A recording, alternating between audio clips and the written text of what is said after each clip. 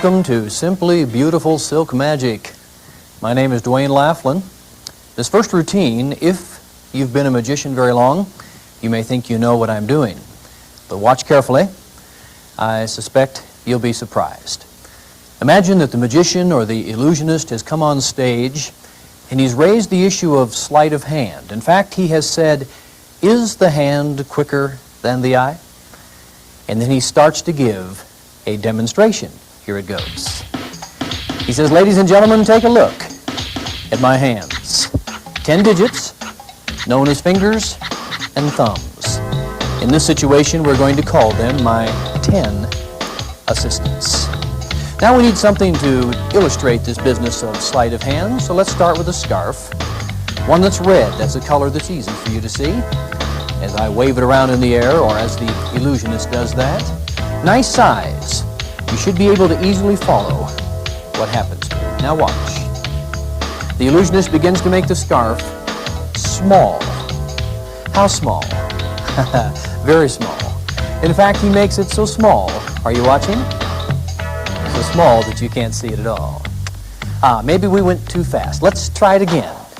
It's also possible that the red was a problem. Maybe what we need is a yellow one. Will that be a little easier to see? Watch carefully.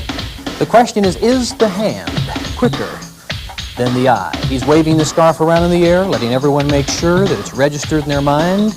They can see it, they can see the size. And again he says, now let's make it small. How small? So small that we can hardly see it at all. Are you watching? By the way, don't look away at the wrong time, because if you do, you might miss it. Hey, well, one more time. We tried it with the red one, we tried it with the yellow one. Maybe those still were a problem because of the color. Let's go to something deeper and darker. How about blue?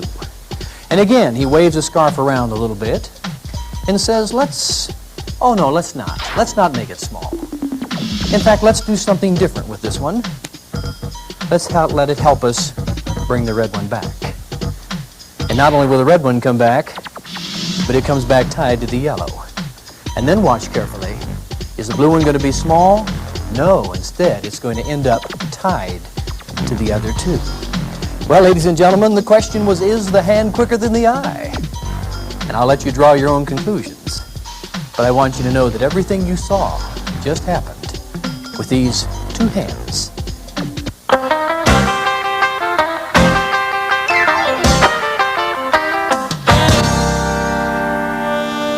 I call what you've just seen multiple thumb tips.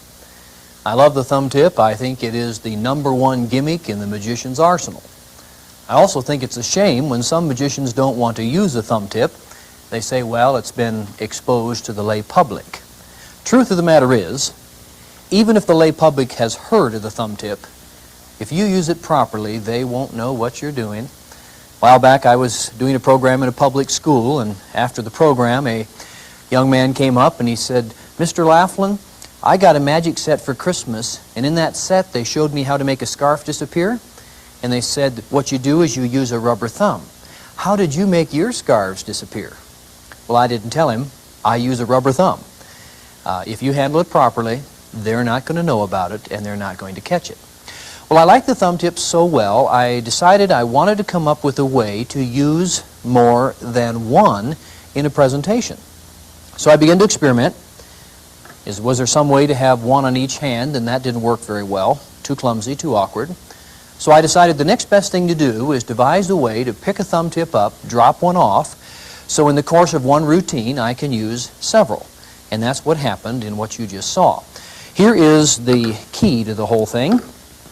I made a sample device, but this is what it looks like right inside of my stand.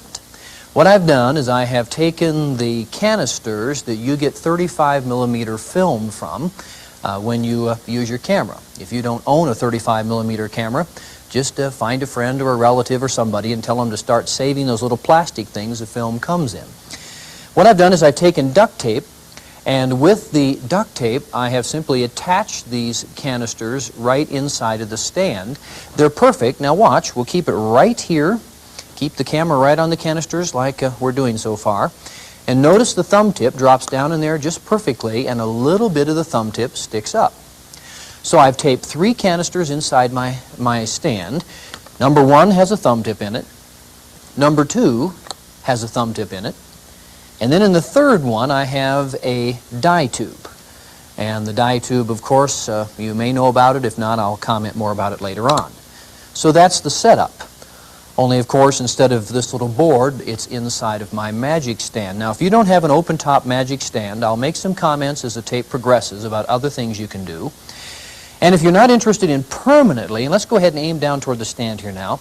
If you're not interested in permanently attaching them inside your stand like I have here, well, what you might do is make a board like this and put some Velcro on the back of it, and then just devise it so you can Velcro it inside your stand, take it in and out, depending on the routines that you're going to do. So here's the setup. We've got 3 35mm photo canisters inside of your stand, and I'm going to go ahead and drop the thumb tips in the proper spots now. And they are attached in there, and they're loaded with 2 thumb tips and a dye tube. Okay, now let's go a step further. Excuse me, I'll pick up the scarf I dropped. To begin with, you take 3 scarves that are duplicates of the other 3 that you're going to be using. These are 12-inch scarves. Tie them together and load them into the dye tube. Now, let's go ahead and bring the camera in close on this dye tube thing. My dye tube does not have any tape in it, and it also has rolled edges. There's quite a bit of discussion about what kind of dye tube is best, and I think the answer to the discussion rests on what you're going to do with it. But I have found if you get a dye tube with the rolled edges, and that simply means they're curved in a bit, that creates enough pressure or compression that it holds the silks in. They do not pop out the bottom. They may stick out a little bit, but you can just take a little bit of time and poke everything properly in place. And there you are. There's no tape in it. I've got 3 silks tied together. They're inside the dye tube. And because there's no tape in the dye tube, I don't have to do a turnover move. And we'll talk more about that in a bit. But that's how the dye tube is loaded. Now, let's aim the camera back down toward my stand. The dye tube is in that front photo canister just like that. And we take the blue scarf, and it goes over where the dye tube is. And that way you don't have to worry about somebody seeing these gimmicks inside of your stand. The yellow scarf goes over the middle place where there's a thumb tip in a photo canister.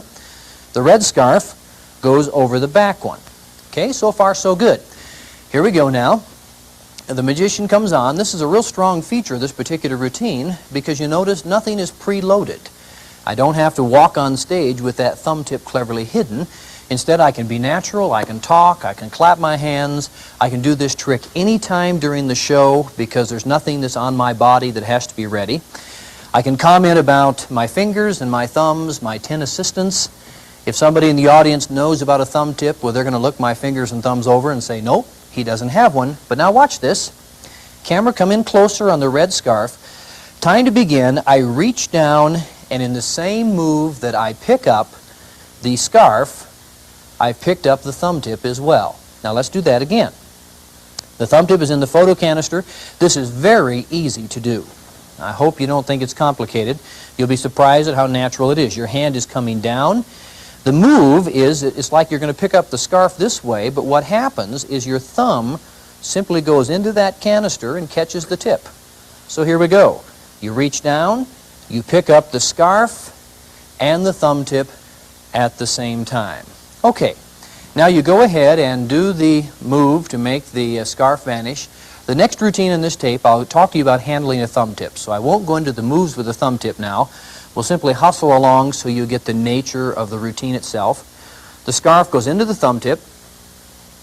Of course, you steal the thumb tip out, so now the thumb is on your thumb, or the thumb tip is on your thumb, and you don't hold it like this when you regularly do the trick, but this is for illustration purpose.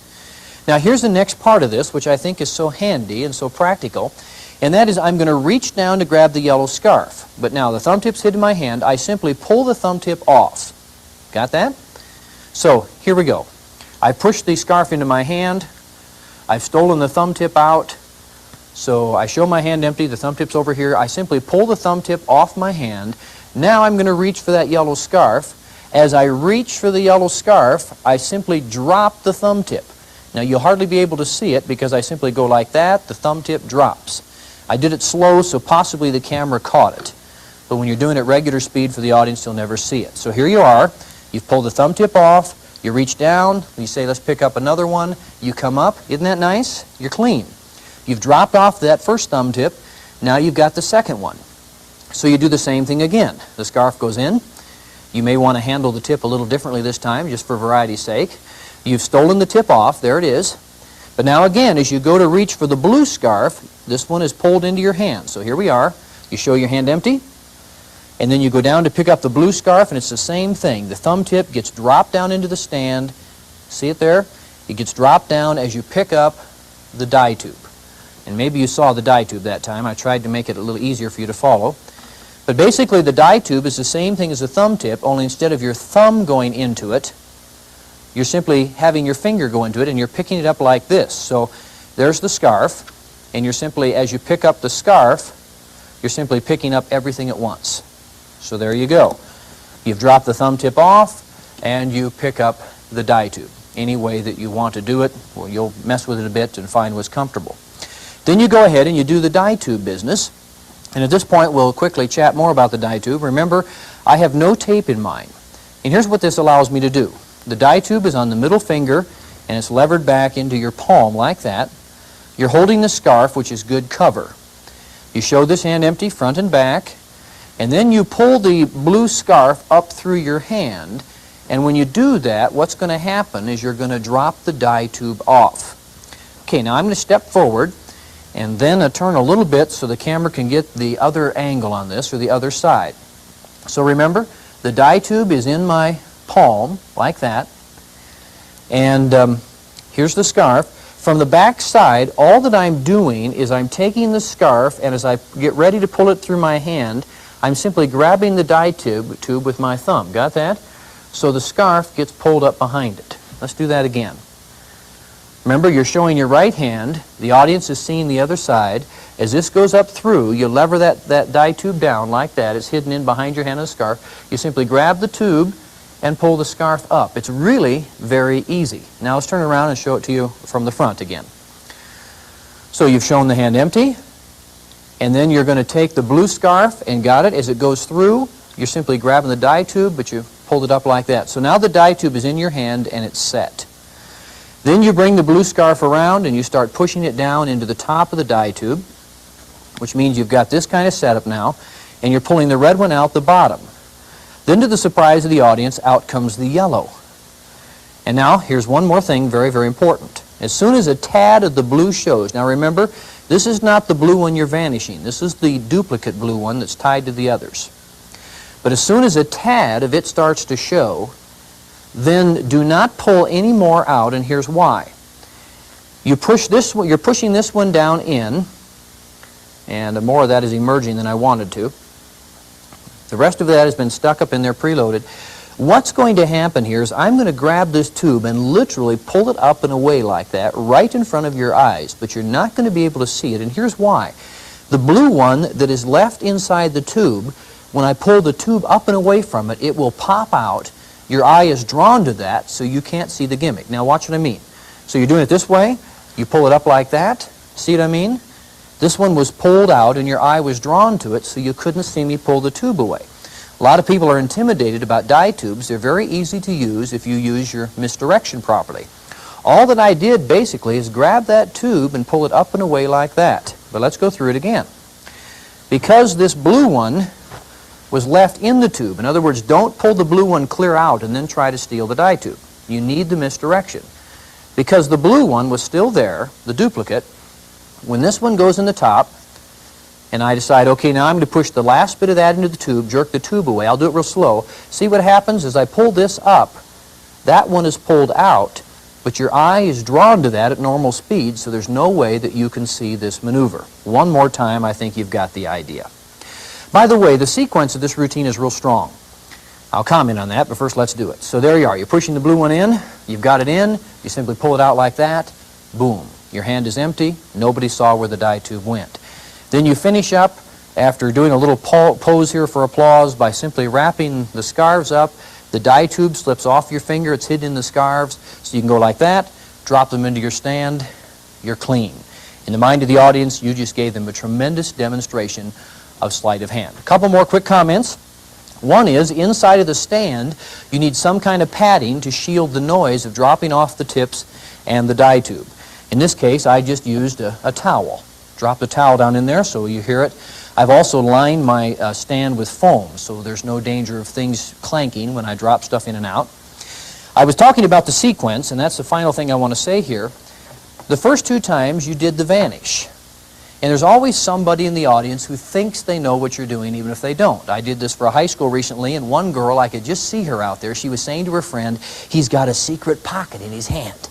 Watch, he's got a flap of skin he's hiding it under. She was going through all this business.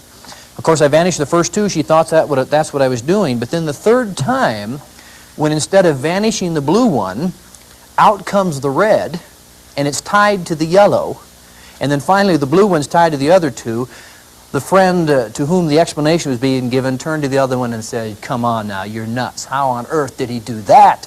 And the one who had been talking about the secret pocket made an expression such as, I don't know what he did. So it's a real nice sequence. Two vanish, then the third time one comes out, second one comes out, and it appears, of course, that they've all been tied together. Well, I think I've said enough about that. I think I've explained it so you get the basic idea. I call it multiple thumb tips. It all comes off this photo canister business, being able to pick up the tips, drop them off. It's a pretty routine, convinces the audience that you've got great skill as far as sleight of hand is concerned, but it's really quite easy to do, and it's a pleasure to watch. And with that much said, now let me talk to you about the theme of this tape.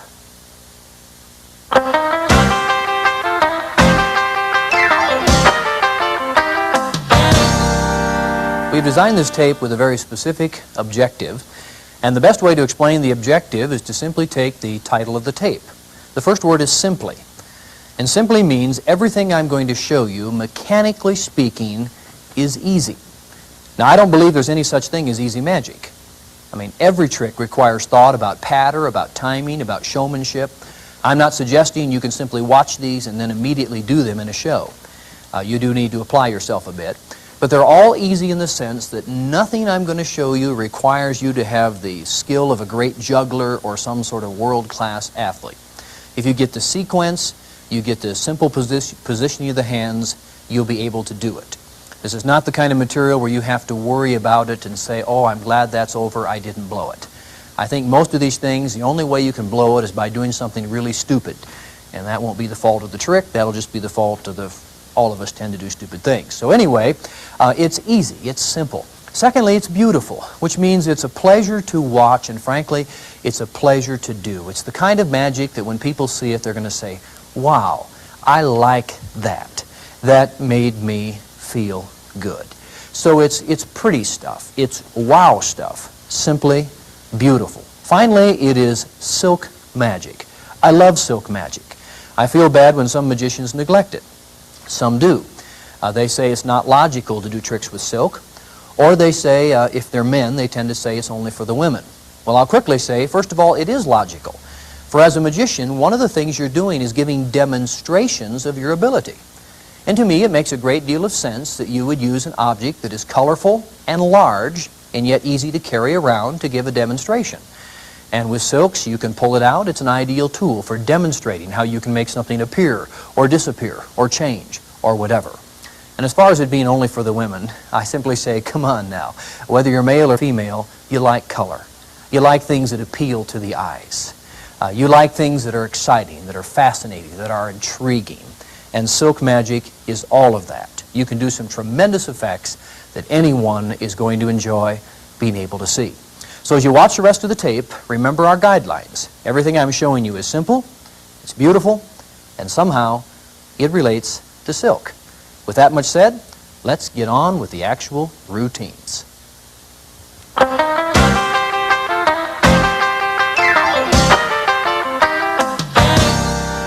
You might want to call this a $1,000 effect with about $15 worth of actual props. I use it in this context. I'm talking about what it means to be an illusionist and the idea of creating puzzles for the eyes. I say some people believe we do the things that we do because the hand is quicker than the eye, And let's give a demonstration on that matter. Take a look. We're going to use two hands to start with. And we're also going to use a red scarf. The question is the hand quicker than the eye? A red scarf is a good thing to make the demonstration with because it's something you can easily see. It's a nice size. Watch carefully. We begin by placing the red scarf in the hand and trying to make it small. Actually, what I'm really trying to do is to get you to look away at the wrong time. The wrong time for you, but of course the right time for me. So I talk a little bit, and as I talk, I comment that I'm making this thing become very, very small. Were you watching carefully? You didn't look away at the wrong time, did you? Because if you did, maybe you see now that it's gone. Well, we have another scarf here. We have a yellow scarf, and this one's kind of fun. I'd like you to take a good look at it and notice, please, that the middle of it is exactly in the center. Can you see that? The middle of everything's exactly in the center. But here's what we're going to do, and that is we're going to place a hole now in the middle of this scarf, which is in the center, snap our fingers, and pose the question again. Is the hand quicker than the eye? It looks to me like something around here is happening rather quickly because that red scarf has returned. Interesting. Well, we've got the yellow scarf, and of course we're just working with two hands. We also have a blue scarf, and I'll go ahead and show it to you because, interesting enough, it has the same property as the yellow scarf did, and that is, look at it carefully, sure enough, the middle of this one is also in the center. You may need to explain that to your friends, but here we go. What we're going to do is place a hole in the middle of the scarf. Of course, the hole is in the middle in the center.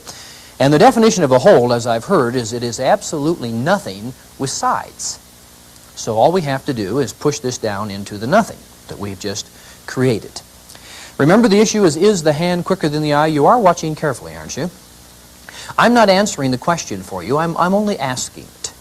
I'm only posing it as a matter to ponder. But what we're doing now is pushing the red scarf down into nothing, not into this hand, and actually not into the scarf or the other hand either. You see, we really did apparently push it into nothing. Shall we try it one more time?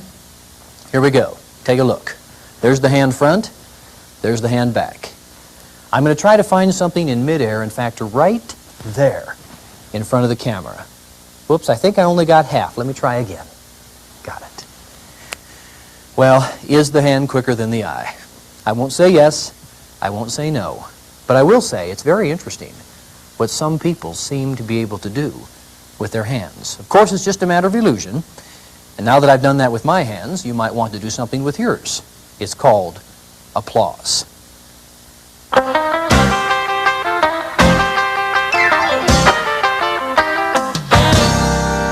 Alrighty, what I just did for you, I have been doing for 20 years.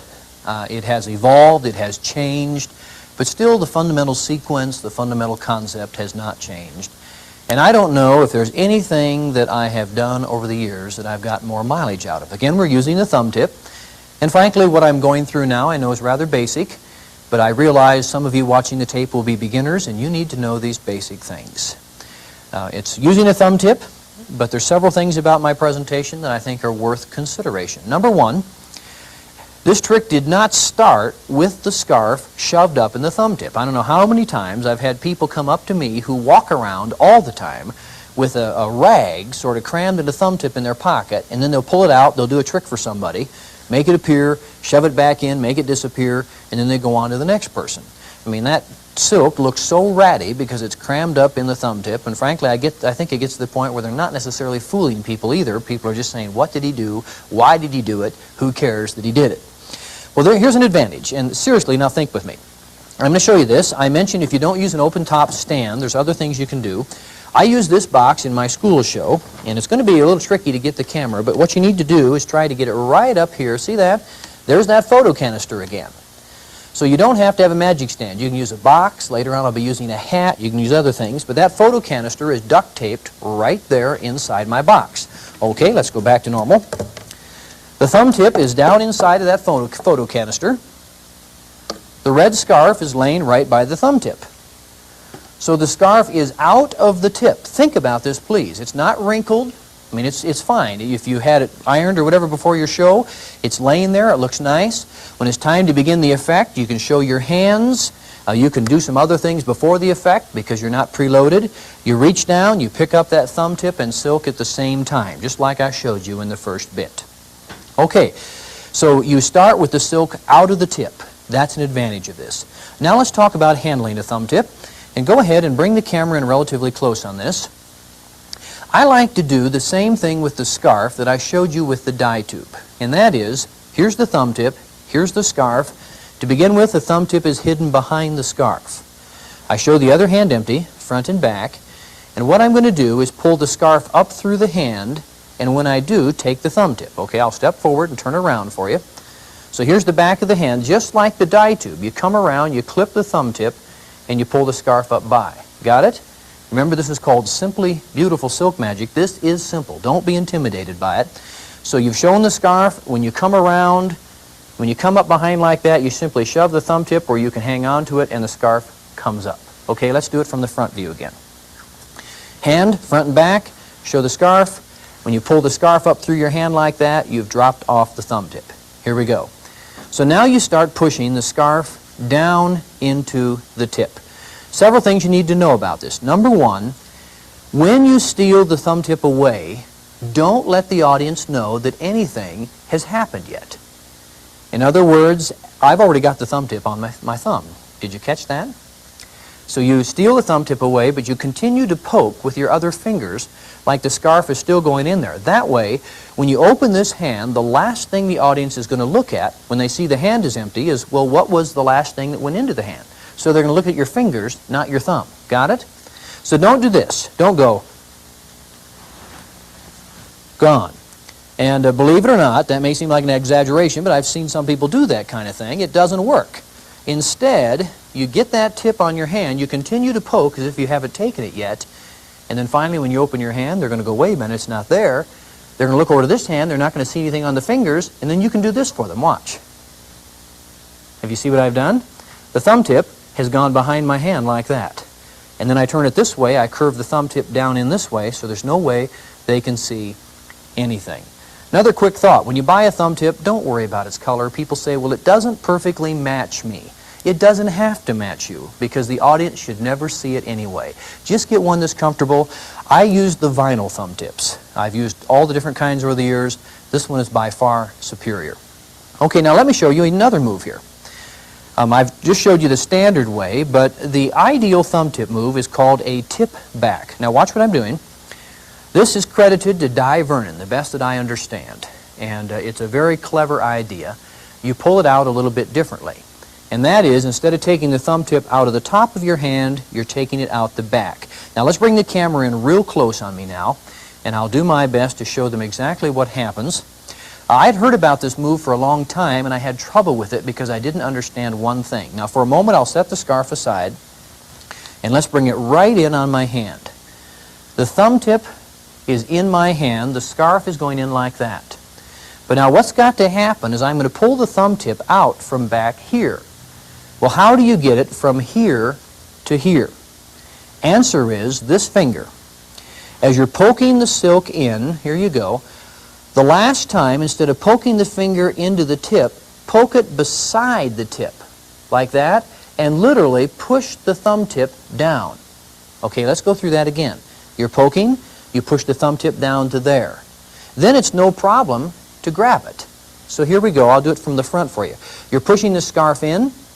Now let me tip it forward so you can see. Your finger goes between the thumb tip in your hand to shove it back. So here's how it looks. Poking, poke it back this way. Now all you have to do is take, let's try to get that out, there you go. Just reach down like that, see what I mean? So you can steal it away hidden. So here's the front view. You're poking it, you simply can steal the whole thing away like that. I've already got it in my hand because I pushed it back with this finger. Pushed it back, so now, there you go, now it's like that. And so all I have to do is just let my thumb slip into it, very clean. Let's do it with a scarf. It's a wonderful move, I encourage you to work on it. So here you are, you're pushing the scarf down into the tip, talking as you go. Now, the scarf is in the tip, my finger pushes it back. It's back here, Let's do it slow again so you get the whole idea. So that goes in, I'm shoving it in, I have tipped it back, and now I've already actually stolen it away, you see. The scarf is not there, it's on the thumb, it's taken away. This is a little rough when I'm trying to do it slow for the camera, but I think you get the idea, and you can review the earlier moves to see that it really is clean and strong. So you're acting like you poked it in, but it's gone. Got that? Now remember, don't show them this. Don't ever let the audience see the thumb tip this way. They'll catch it. If you're going to do that, put it behind your hand so they can't see it. Put it inside. Okay, the rest of the routine. Thumb tip's in the photo canister. You've picked up the red scarf. Thumb tip at the same time. The scarf has gone into the thumb tip. We'll do that real fast. And then you have stolen the thumb tip away. So you've shown this hand empty. Here's the tip. Now just keep it behind this hand as you go over and you grab the yellow scarf, and then immediately the thumb tip is hidden behind the scarf. That's what's so clean about this. The thumb tip's never really in view. Got it? It's back there. Show the scarf, drape it over your hand, thumb tip is here, reach down into the scarf like you're poking a hole in it, but what you're really doing is dropping the thumb tip off. That's easy. I don't need to say more about it. Then, of course, you reproduce the red scarf apparently out of the center of the yellow one. Set the red scarf aside. Now watch this. Just grab the yellow one as if you're picking it up, but what's going to happen is your thumb goes into the tip so you get them both together. So you go like that. You say there's nothing in this hand, but you see what I've done? The tip's already back on my finger and is hidden under the yellow scarf. You can show it like that. You set the yellow scarf aside. You do the same thing with the blue one. Thumb tip's hidden back here. You show the blue one. You supposedly are making a hole, but you've dropped the thumb tip into it. Okay, I'll speed up on this. I think you've got it. The red one goes into the hole. Now what I like to do with this, instead of stealing the thumb tip away, is I'll just grab the whole scarf again. So it's in there, and I'll say, now watch. It didn't go here. But you see what I did? I simply shoved my thumb right down into the tip. It didn't go here. I pull the scarf out. It's not there. Of course, it's here, but I don't want the audience to know that. So you show that, and then the last thing, hand front and back. Say you're going to reach out in the air like that. You grab the thumb tip off. I better comment on that. That's a nice move. See, the scarf's in the thumb tip. It's on this hand. There you are. You show the hand front and back. Reach out in the air. All I'm really doing is when I come by, I'm grabbing the thumb tip. That's it. It's much simpler than it looks. So I'm grabbing the thumb tip. So here it is in real life action. There we are. Okay, I think I got it. No, let me try again. See, I grabbed it off. So I'm able to show my hands, and then finally I reach over like this, and boom, I reproduce it from the tip. And I finish with the scarf what? Out of the thumb tip. So it's not going to go in my box and stay wrinkled the whole show. I finish with the scarf out of the thumb tip. I can wrap the two up together, set them aside like that, and go on with the show. I started clean. I ended clean. I did a sequence of things that in the mind of the lay people represents unbelievable sleight of hand skill. And actually it all happened because I used this wonderful but simple little gimmick called a thumb tip. I promise you the routine I just showed you is terrific. You can do it sleight of hand, I mean close up, you can do it right under their nose, you can do it on a stage. It's very strong, people enjoy it. I think I've said enough about it. Let's press on.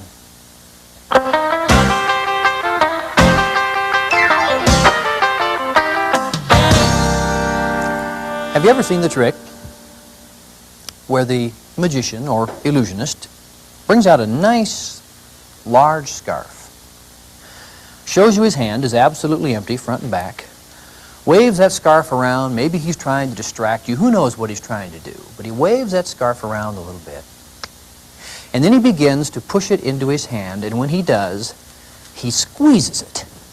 Now maybe you saw this happen, and when you saw it happen, you said, that's unbelievable because he's squeezing the color right out of that big scarf. I mean, he shoves it down, he squeezes it, more of the color's gone. Shoves it down more, squeezes it, more of the color's gone. In fact, you watched, and when he got to the very end, the color red was completely gone from that scarf, and all that was left was the white. Well, I'll bet when you saw this, you and, of course, the audience around you broke into wild applause, right? You were thrilled. You were astonished. Apparently you weren't. If the magician's mother was in the audience, possibly she liked it. I know. Actually, what really happened is everybody was thinking. Here's what they were thinking. They were thinking, we know how he does that trick. He does it because he is so fast. Actually, even though he can show us his hand empty, and he can wave that scarf around in the air, he must have 2 scarves.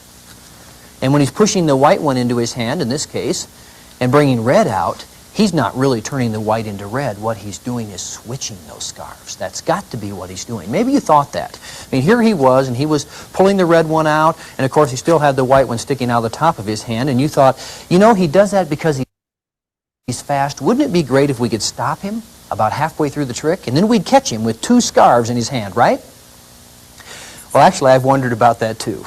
So let's find out right now. What would happen if we stopped him halfway through the trick? I don't think we'd find 2 scarves. Instead, I think we'd find the trick only halfway done. We'd find 1 scarf, half red, and half white. That's it. I call it the half and half scarf.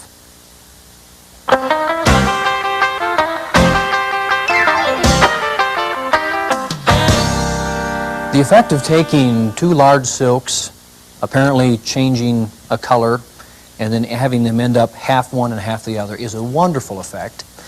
It primarily has been developed, it has been promoted, it has become a masterpiece in the hands of the magician Billy McComb. And I want to credit Billy with doing a terrific job with that effect and make it clear that I'm not showing my version to compare with his. I rather than simply sticking with the theme, simply beautiful silk magic, and showing you a way to perform the effect where large scarves end up half one color and half the other, a way that for some people may be one that will work well. It certainly has worked well for me. The problem with this trick is that we're using larger silks. You can do it with 18-inch silks. These happen to be 15s, but you can do it with 18s if you want. But since you're using the larger silks, you have to use 2 dye tubes. And this is what throws most people and why many people don't do the trick, and that is they can't figure out how do I do the dye tube switch. You know, you can do it in a pocket, you can have ways that it's set in the routine, but frankly it's a relatively difficult thing to accomplish smoothly. You may do it, and what happens is the audience doesn't know what you did, but they know you did something. And even that, as a good magician, you don't want that to happen. You don't want them to even think he did something. So how do you smoothly switch dye tubes? Here's what you have. You have 3 scarves, a red one, a white one in this case, and then one that is half red and half white. You have 2 dye tubes. Now let's go ahead and come in close on my dye tubes, because again, I'm using the dye tubes with the rolled edges. And what that means is the edges are curved in a little bit at either end, and then I have no tape in my dye tube. And the reason for that is then I don't have to do the turnover move. Now there's a place for having dye tubes with tape, there's a place for using all kinds of dye tubes, I suppose, but for this one it's simply a dye tube, rolled edge, no tape. You take your scarf that is half red and half white and you load it in the dye tube. But at this point, let me show you something about folding a silk. So let's go ahead and aim the camera over at my little tabletop. This is a very simple version, but it does seem to help as far as the look of the silk when it comes out of the tube. Fold it on the diagonal first, like that. I'll hold it up so you can see. And then you simply take and start folding it smaller. You bring it over this way and then back this way, kind of the accordion fold. So what you've done now is you've made the scarf into, how would we say it? It's just sort of a long case, I suppose. But you folded it back and forth. And then you start at one end and you tuck it into the tube. And basically what you're going to do is you tuck in a little bit at a time so it doesn't actually accordion pleat as it goes into the tube, but it's close to it. Let's try it again. So you fold it on the diagonal, and then you fold it so it's smaller, so it's kind of a long tube. And then you take one end and you push a little bit in, reach back a few inches, push some more in, reach back a few inches, push more in. And by loading the dye tube this way, just pushing a little bit in at a time, the silk is not going to be so wrinkled when it comes out. So now you've got red in one end and you've got white in the other. Just that simple. Okay, and now here's that photo canister principle again. This time though I used a hat to show you there's lots of ways to do this setup. There's my little photo canister right there. or film canister, I should say. The dye tube is down inside of that film canister. And that's all it takes to be ready to begin the effect, other than these, of course, have to be loaded as well. So let me quickly fold my white one and put it in the dye tube, the other dye tube. This effect has served me well. I've done it in quite a few programs, done it in our illusion show as a demonstration of magic. Always seems to get a good reaction. So you start with the white scarf in the dye tube, and if you need it to be set so you can pick it up and do it at some time in the show, I normally have the red one down on the bottom of the hat, and I just have the dye tube laying in there on top of it. So when it's time to begin, I reach down, I pick up the dye tube. Remember now, the dye tube works off the middle finger, and it's just levered up into your palm like that. That's the idea. So when I pick it up, I have it like that, but of course I turn my hand over and hold my hand so it looks a little more natural. You'll see what I mean. So here we go. I've reached down, the dye tube is on my finger. I pick up the scarf. The dye tube is here now, hidden behind the scarf. I do that same move I've shown you already on the tape. Show the hand front and back. You've waved the red scarf around, and then I'm going to come around, remember, and steal the dye tube off. So you've had that explained. I don't need to go into detail. So I show this. I grab the dye tube off. Now the dye tube's in this hand, and then all I'm doing is pushing the red one in the top, pulling the white one out the bottom. Okay? But now, again, same principle. Don't pull the white one clear out. Leave about a third of it in the tube. That way, when it's time to steal the dye tube away, the white will be jerked upward. Their eye is drawn to the white, so you don't have to worry about them seeing the gimmick. Now, you know exactly what I'm going to do, and you've got a television camera on my hands now. Let's see if you can catch it. I'm pushing the red one in, and I push the red one in. I pull that dye tube blatantly up in front of you like that, but I don't think you saw the dye tube, did you? It's almost impossible to put your eyes on my hand when that white comes out. So you got the idea? You left about a third of it in there. You were shoving this down, and then it was time to steal it away. You simply pulled your hand up like that. The dye tube was pulled straight up. You pull it up. If your fingers are small, grab it with your thumb. As you pull it up, you lever it into your palm. That's all you're doing. So it's pulled up like that. Their eyes are on the white scarf. So that's the first sequence. You show the scarf. The dye tube now is just palmed, and you joke a little bit about the trick. I usually, whoops, I got this hat sideways. Remember, this dye tube is here. I usually, just as a matter of the offbeat, I'll set this down, and I'll say, of course, when that happened, the audience broke into wild applause. And then I'll tease the audience a little bit, say whatever seems to be appropriate. Then I make the comment, folks are thinking about it, but now remember, this other dye tube is in the film canister, so I'm going to reach down, pick up the white scarf that I just used, and pick up the new dye tube. When I put the first, okay, remember, here's the red scarf in the dye tube. I turned it white. When I set it down, I just literally lay the dye tube down on the bottom of the hat. Here's this other one, and when it's time, I just reach down and I pick up the new dye tube with the silk. I do the same move that gets the dye tube into the hand. This time, though, it's white going in the top. Now I better pause here. Remember, this is the half and half silk. We got the red in the bottom half, the white in the top. Got that? This is one silk, half red, half white. So this one goes in the top, and as I push it in the top, I start to pull the red out the bottom. But I watch, and as soon as I know that some of the white is going to show, I quit. So it looks about like this, and then I say, remember, he had about half sticking out of the top, or one silk out of the top, one out the bottom. I just pulled the dye tube away. Same principle. Because I stopped just as the white started to show, and when I jerk this up, that white is pulled up. Got it? So when you pull it up like that, there it is. So their eye is drawn to that. This is palmed. You can hold this. It gives you a more natural position for your hand. You talk about it ending up only halfway down. You pull it out of your hand. Show the hand empty. You don't have two scarves at all. You have one that's half red and half white. That's the routine. And that's enough to say about that. But I do want to now talk to you about the weight of silk that is used in magic. There is a controversy nowadays. Some dealers are saying that you ought to buy 8 mommy silk. Mommy is the word that refers to the weight of silk. And they say you need that heavyweight silk because it lasts longer and it's better. I disagree with them. I don't think there is a superior weight of silk to use. I think everything depends on the trick you're using it for. For example, if this was an 8 mommy silk, it would be extremely difficult to get it in the dye tube. And this is a 15-inch silk. If you did this with an 18-inch silk, you couldn't get it into a dye tube if it was 8 mommy. That's too heavy. You saw what I did earlier with the thumb tip.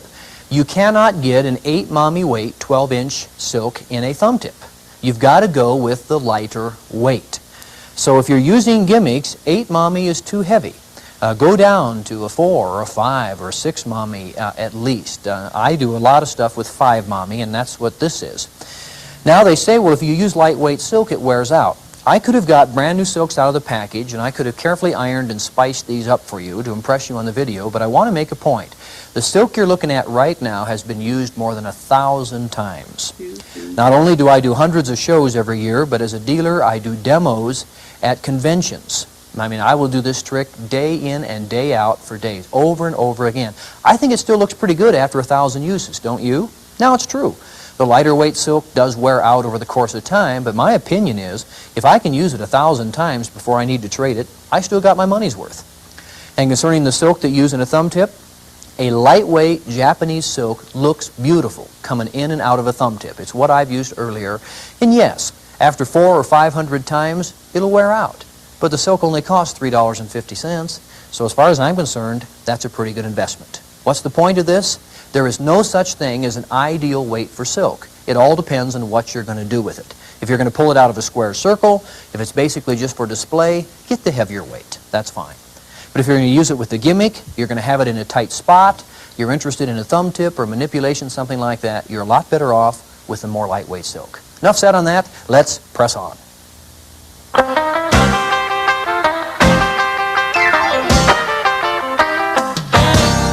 Okay, let's have some fun. This is called, well, I'll just let you find out.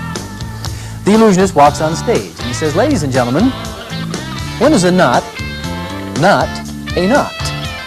Answer, well, when you can cause it to bounce off the scarf. Just like that. Ah, were you watching carefully? Let's try it again. He brings a big scarf on stage and he says, let's tie a knot. Ah, let's tie it tightly. And then pose the question, when is a knot not a knot? Answer, when you can cause it to hop off the scarf. Just like that. Well, I suppose we need to do this yet one more time, don't we? So we will tie ourselves a nice knot.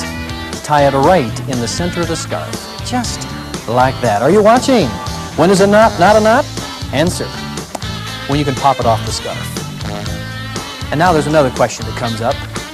Once you've tied 3 knots that are not knots and you pull them off the scarf, what are you left with? The answer is 3 things that I suppose we would say are then knot holes. Get it? Knot holes. Okay, you got it, you didn't care. Anyway, we call that knots off silk. And that's it.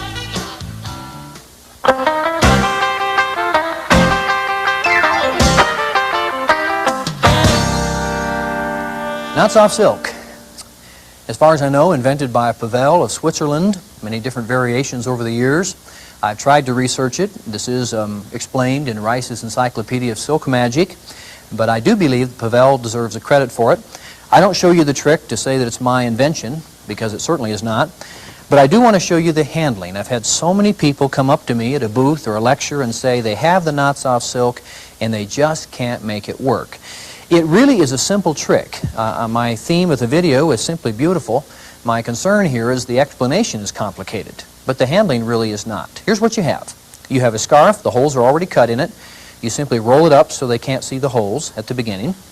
And then you have 3 pre-formed knots. And that's what they look like. And they are on one end of the scarf to begin with. You have all 3 of them on there, and I'll show you that. But then I'm going to switch to rope because I think it'll be easier for you to follow the actual motion with rope than it would be for you to see it with scarf. So here's what you have. You've got the 3 knots on the scarf, and then you simply hide them in your hand. So there you go. You walk on. You can roll the scarf up a little bit. You can pull it through the knots back and forth. Since it's silk, it slides easily. That's the basic setup. But now let's go to the move. This is where folks have trouble.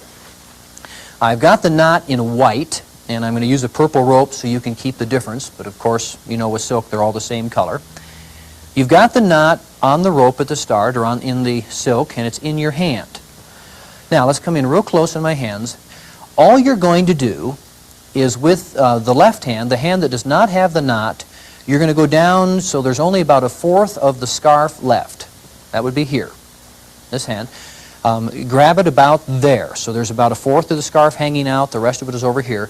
Then this hand is simply going to come over and grab the knot. Let's come in even a little closer now, right in my hand, so I can try to show this. So your knot is on the rope. The other hand is simply going to come over. We can do this for you. There we go. And we're just going to grab that knot. Okay? And then what happens is it's pulled down to the center. Okay, back away from me a little bit on the camera, and let's try it again. So you've got in this hand, which is my right, the knot is hidden. The other hand, with leaving about 1/4 of the silk hanging out, this hand's of course empty, come over.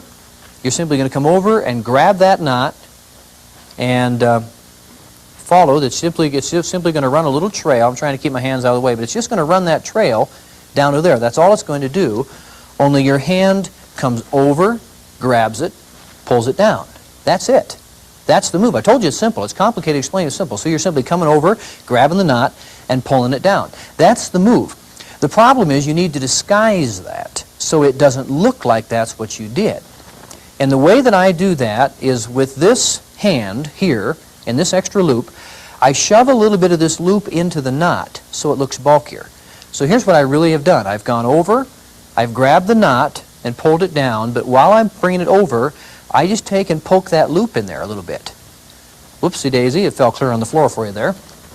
With silk that doesn't happen because it's bulkier. So you've come over, you've grabbed that knot, you've shoved a little bit of the loop in it, and then what happens, the bulk of the silk, you see this knot is just hanging there? Well, that in silk, it sticks. Everything holds in place, and so it looks bulkier. All that I've really got here is the knot is simply on the silk, and then I've got a little extra nip stuck through. I mean, that's really all that I've got. But it makes it look like a big knot tied in the silk. Then when you want to make it pop off, you simply pull the rope, or the silk tight, I should say, and of course the knot falls off. Now let's try that again. The knot is hidden in your hand. You've got the silk here. All you're doing is coming over, grabbing that knot, pulling it to the center of the rope. That's all you're doing. Very easy. But when you grab it, as this left hand goes over, you create a little nip of silk, so when you bring this, you can wrap that around there a little bit. And then that helps everything stay in place. It creates a little bit of an anchor. A good anchor with silk, the rope is too slick, but you get the idea. So by poking that little nip through, you've created a little anchor that keeps the knot from falling off. Let's go back to the silk now and see if this makes more sense to you. I'll just do it with one knot. Here's your knot. It's on the silk, hidden in your hand. The silk is spun around a little bit so it works like a rope. Here's now the knot's in this hand. Here's this hand. See how much of the silk is hanging out? I grab it. I'm pulling it to the middle. That's the trick. But that doesn't quite look good enough. So let's slide it back down. This time when I come over, I'm going to grab a bit of this silk and shove it in the knot so that it comes over. And as I do it, see that? I've pulled silk through there. So now it looks like you kind of got a wadded up mess, a knot. As you tug on it, it looks a little tighter, and then finally you pull it and it comes loose. That's really all there is to it. And as I said, I'm not so much here to try to teach you the whole trick. Somebody else invented the trick. But I'm trying to help you see the handling, and the handling is not as difficult as people think. I think the key is just this business of shoving some of the silk into the knot to make it look like a real knot. Now, if you rewatch my handling with the music, the other thing I do to try to make this look as good as possible, try to create a better identification in the mind of the audience with tying a knot, is I take this thing up over my hand first. But I really don't do anything. I mean, I'm not tying anything. It just, by taking it up on my hand, see, I've still got this in, but it seems to look more like a knot. So I take it up there, and then I grab it. Just creates a little bit more bulk. That's really all there is to it. I'm sorry I can't give a more simple explanation. I don't know what else to show you, but I'll tell you, if you have it and work with it a little bit, and just concentrate on getting a nip, shoving it in the knot, that's all it takes to make it look like a real knot. And it's a very fun trick, gets a good reaction to the audience, almost always gets a laugh at the end when you show the holes left behind. That's all I'm going to say on this. It's knots off silk. a wonderful effect. I said that's all I'm going to say. Remember what I showed you at the start with multiple thumb tips? If you're trying to put a whole routine together, start with the multiple thumb tips. You got 3 tied together, toss them down, pick up this, go into the not soft silk. You've got a good sequence going for a fancy routine to music. That's it.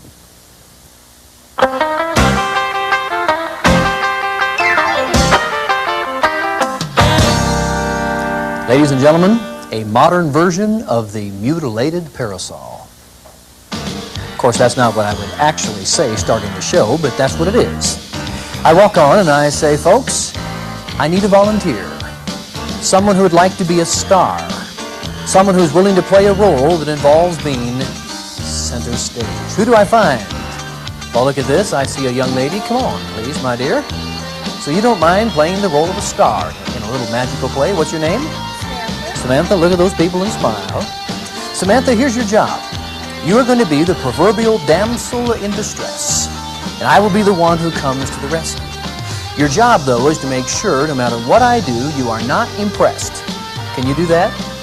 It already looks like you're not too impressed. Okay, here's your problem. Yes, you are the damsel in distress, and what has occurred is you have a broken umbrella, put together wrong. It's not going to be much help keeping the storm off of you, my dear, is it? But have no fear. Here comes the magician, and he has with him the world's largest magic wand. He says to the audience, watch carefully. In fact, get ready to count with me. We're going to count 1. Are you watching, Samantha?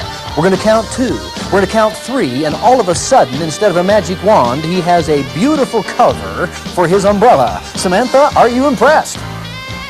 She's not impressed. All right, then. Let's take the cover and let's go ahead and put it in a little bag. Just like this. We'll have to try something else to see if we can't make Samantha happy. Take a look, folks. The cover's in the bag. Samantha, you see the cover's in the bag now, right? I want you to hang onto the bag just like this. Give me your umbrella. I've got a plan, and I'm sure you are the one who has the answer. The umbrella is taken for just a moment, placed inside of a tube so that I can hold it up like this as a target. Samantha, kiss your hand. Would you do that, please? Now, blow that kiss at the tube. You got me. Wasn't very nice. Oh, told you, don't be impressed. Okay, now all we have to do is have Samantha remove the cover from the bag. Would you do that, please, Samantha? Remove the... Samantha, that's not the cover. Excuse me, folks. Here, Samantha, hang on to this. It looks to me like we have no cover. Instead, we have these. Hey, I know what that means. It means there was magic in Samantha's kiss. I'll show it to you right now. She blew the kiss, and apparently it did work. Folks, looks to me like that umbrella is just fine.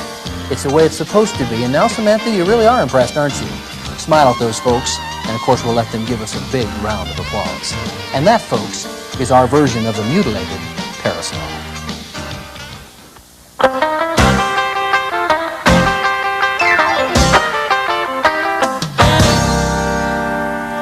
The mutilated parasol is a wonderful effect, but I must say that most of the time when I see it done, it is done the same way it was done 50 years ago. I thought it would be nice to create a more modern concept with it. I've been doing what you just saw around 10 years. First of all, we get a member from the audience. Samantha, if you'd come back, please. This is a little bit different. The member of the audience is the star. And Samantha is a friend of ours who's worked with our show for years, but actually we normally get somebody from the audience who doesn't know what to expect. I love to pick an older lady, and usually they're quite good at acting unimpressed. So they come on, you give them the broken umbrella. By the way, mutilated parasol is not my effect to explain. I'm not going to tell you all the workings. I will say this particular version is made by Abbott's. I love it. I've been using it for years. It's a great trick. But anyway, the gal comes on, you give her the broken umbrella, and then you have your cane. And let's go to that. And Sammy, if you would be willing to try to hang on to all of this at once for a minute while I show them. I think it's a neat idea to produce the cover from a vanishing cane, just a little different angle on it. And here's how you do this. One end of the cover goes into your cane. This is a Fantasio plastic vanishing cane. The cover is laid out, and I'm showing you this because this is the same principle you use to get a 36-inch silk inside of a cane. Some people have wondered, how do you get those big scarves inside the cane? What happens is the black end of the cane, where all of the coil is at this point in time my right hand. Well, you want to take the bulk of the scarf and put it toward the other end of the cane because that's where the cane is bigger. So you simply take and you fold this up at angles. In other words, you keep folding it in and folding it in so the bulk is up here. You don't fold it square. If it was a 36-inch scarf, you wouldn't try to accordion pleat it on the square, but you do it on the diagonal so the bulk is moved away from the cane. Then it's really quite easy to simply expand the cane, in this case over this nice cover, which is a fairly heavy silk. You expand the cane, poke the leftover down inside, and there you go. Well, I do think it's a neat idea to have the cover come from the cane. So if I can get the lid on for you, you have the lady with the broken umbrella, you show the cane, count to 3, whatever, and all of a sudden you have transformed the cane into the cover. The next thing I want to briefly comment about is the change bag. This is a handle change bag. The next effect I show you will be the one-hand change bag, which is actually a lot more practical. But I have the multicolored scarves loaded on one side of the bag, and to start with, the other side is empty. But it seems to me that many magicians do not know how to properly use a change bag. Of course, it works by way of the handle twisting. But there are some who have actually seen, they get the bag and they're kind of going like this while they're talking, and that just doesn't look good. And again, the audience may not know exactly what you did, but they know you did something. According to the Tarbell course, the proper way to handle the change bag is not to turn the handle, it's to turn the bag. So you show it this way so they can see inside. The cover goes in. They see it. You can even show it to your spectator if you want, so Samantha can get a look. And then when you put the bag down, see what happened? The bag turned around the handle.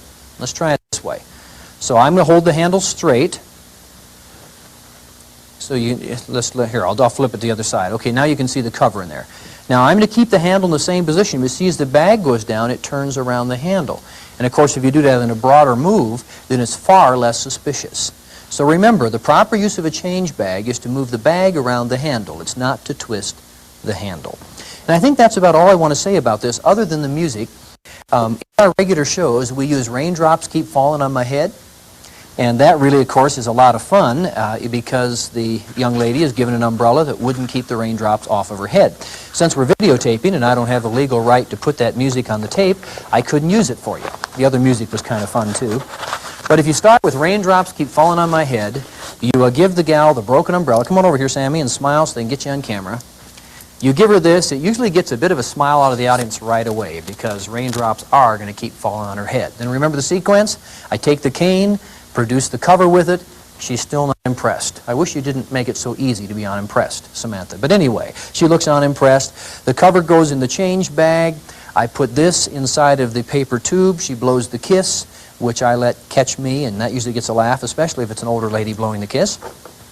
And then we come back, we show that the cover's vanished from the change bag, and we finish up with the umbrella put together right, and of course we make a pose and a big smile, and then Samantha really is impressed, aren't you? Yes, we can all see that she is. That's my version of the mutilated parasol. I'm showing it on the tape, which means it's being taught. You're welcome to use it or your own adaptation thereof. That's it. It's simply beautiful.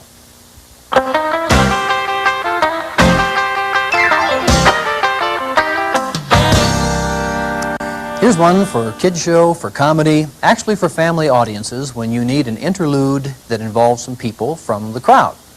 I need a couple of volunteers, and I have Samantha. Samantha, please come on stage. And I have Brian. Brian, if you'd come over here. He's one of the video crew members who's helping us at this point in time.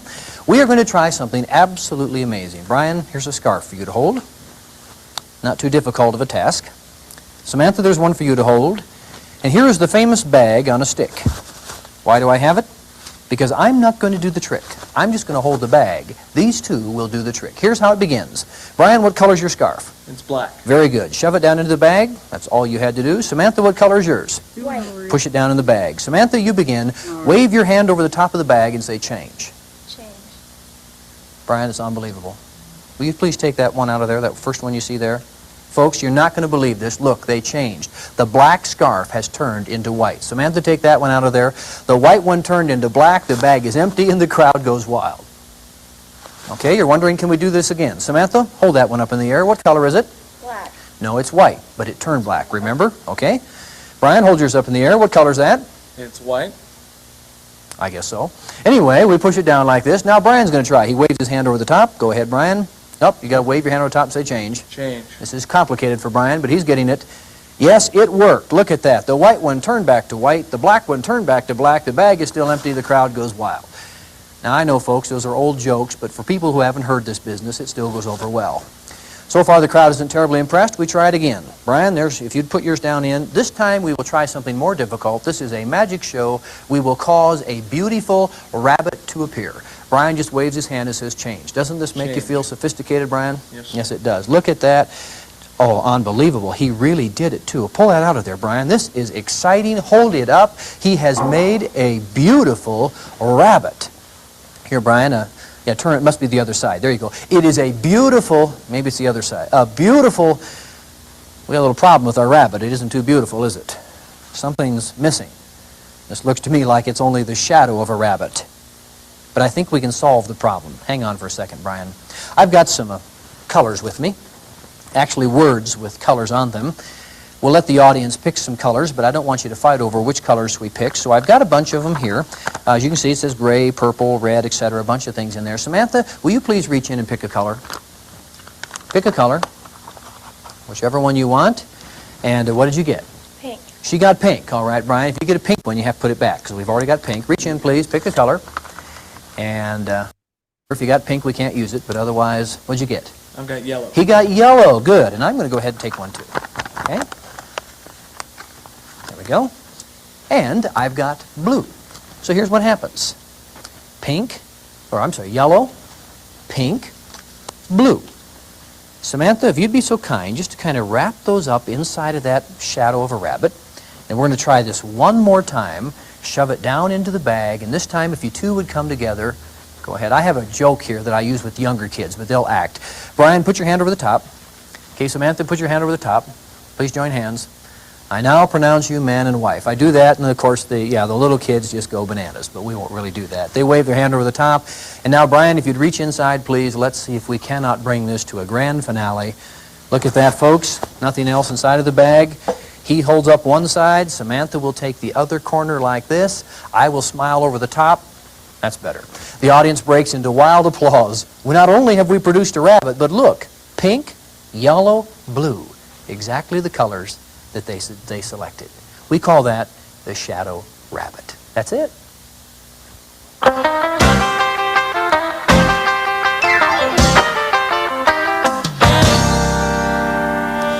Shadow rabbit. It's a real nice routine.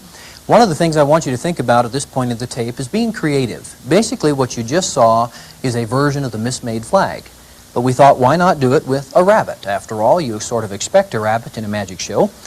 I got the idea, or at least started the idea, then I called my friend Joe Jacoby at Mystique Magic, and he took it to a whole nother level. We talked back and forth, and I'm very grateful to Joe for what we finally came up with. It's a routine that I think is really a winner. It involves, of course, a change bag. This is a one-hand change bag, which has a little lever under the handle, and you simply flip the lever, and it causes the bag to change from one compartment to another. My opinion is a lot of people don't use a change bag properly, because about all they do with it is shove something inside of it, make the switch, and say, aha, it's gone. I think we can do better than that, a lot better than that. I like to use it for multiple changes. So what I did is I take the colorful rabbit, it goes in the bottom of the compartment, or one of the sides, I should say. Then I take the shadow of the rabbit and I put it in on top of the colorful rabbit. They're both on the same side. Then the bag is switched over, and that's how you start. By the way, when you come out, don't call this a change bag. I've actually heard people do that. What you're doing is saying, here's a bag, and they can inspect it. You've got the compartment switch. They can't see anything. And you say, it's the bag on a stick. The purpose being, I just hold the bag while they do the trick. That gives you good reason for having this. Do the jokes with the scarves changing back and forth. Finally, you're ready to actually do the magic. So when they're in there, you switch the bag over, which is just that simple matter of flipping the lever like I did. You bring out the shadow. Then you set the bag aside for a minute. And at this point, you add, and what we did is take a simple effect and make it even stronger, is we came up with a force. This is called a clear view force bag. They sell for only about $5. A simple little investment, and you can really make, I think, just an extra baffling effect with a change bag by using the two together. In the front compartment of this bag, you have pieces of paper that have all different colors. And I'm going to drop this one back in there so it's set. But actually the bag has 3 compartments, and the camera isn't going to pick this up real well because of the plastic. It's clear, and even with the camera you can't see it properly. But it's not one bag, it's 3 bags in one. In the middle compartment of the bag, all of the pieces of paper say pink. In the back compartment of the bag, all of the pieces of paper say yellow. But what's so strong about this is the double force. So you show the bag. When you open it up, the pockets are staggered in height, so it's easy to get the right pocket. Open up the middle pocket, and the spectator number 1 reaches in, and out comes a pink one. That's the only one she possibly could have got. Then the next one's going to help, so you open up the back pocket, but you comment. It's good psychology. You say, if you get a pink one, put it back. You're trying to sow the idea that the person could get any color, when the truth of the matter is the only color they possibly could get is yellow, because that's all you have in that compartment. And then you pick one, you reach in the front compartment where they're all different, and it doesn't matter which one you take out, you still say blue. I know it's kind of cheap and sneaky, but it does work. Since they red, yellow, and pink, the audience assumes that's what you've got in your hand. Just take any one out you want and call it blue. Then you take these 3, you wrap them up in the shadow, it goes back in the bag like that on the side where the black and white one are. What you've done is switch the compartment. Then you switch the compartment again so you can pull out the full color rabbit. And so what happens is not only have you done multiple changes, a production out of the change bag, but you've added to it the mystery of, here's a rabbit, and he's exactly the colors your assistants selected. I think that's a good trick. It's a fun bit of business, works great for any kind of program. Once again, we call it Shadow Rabbit. Special thanks to Joe at Mystique Magic for helping this trick become a reality. That's it.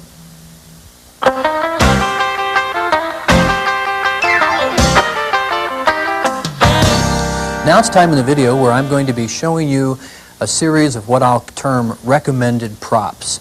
Often in silk magic you need to use an item to vanish a silk or make a change or whatever. And here will be a series of things which are simple. Most of them are old ideas, but I found they're not always very well known, or if people know about them, they don't know what they can do with them. So we're going to run through a list of them. The first one I call the empty box. And now it's time for the famous empty box trick. Take a good look at it, please. You see, it's called the empty box trick because if you're going to do this, you do have to have an empty box. I mean, if you didn't have an empty box, you'd have a problem. The box has to be empty. Let's say that it wasn't empty. Let's say there was a red scarf in it or a yellow scarf. Then it would be hard to do the trick. If you had a blue scarf or another red scarf or another yellow scarf, that makes it hard to do the trick. You see, it's got to be an empty box because this is the empty box trick. I sure hope you understand what I'm saying here. It's the empty box trick. I mean, let's say that we had another blue scarf in here like this one, or a red scarf. I don't know, oh, that was green, wasn't it? Or a yellow scarf. There's the red scarf. You see, you can't do the trick very well if you've got all those scarves in it. It's got to be the empty box trick. Why? Well, here's why.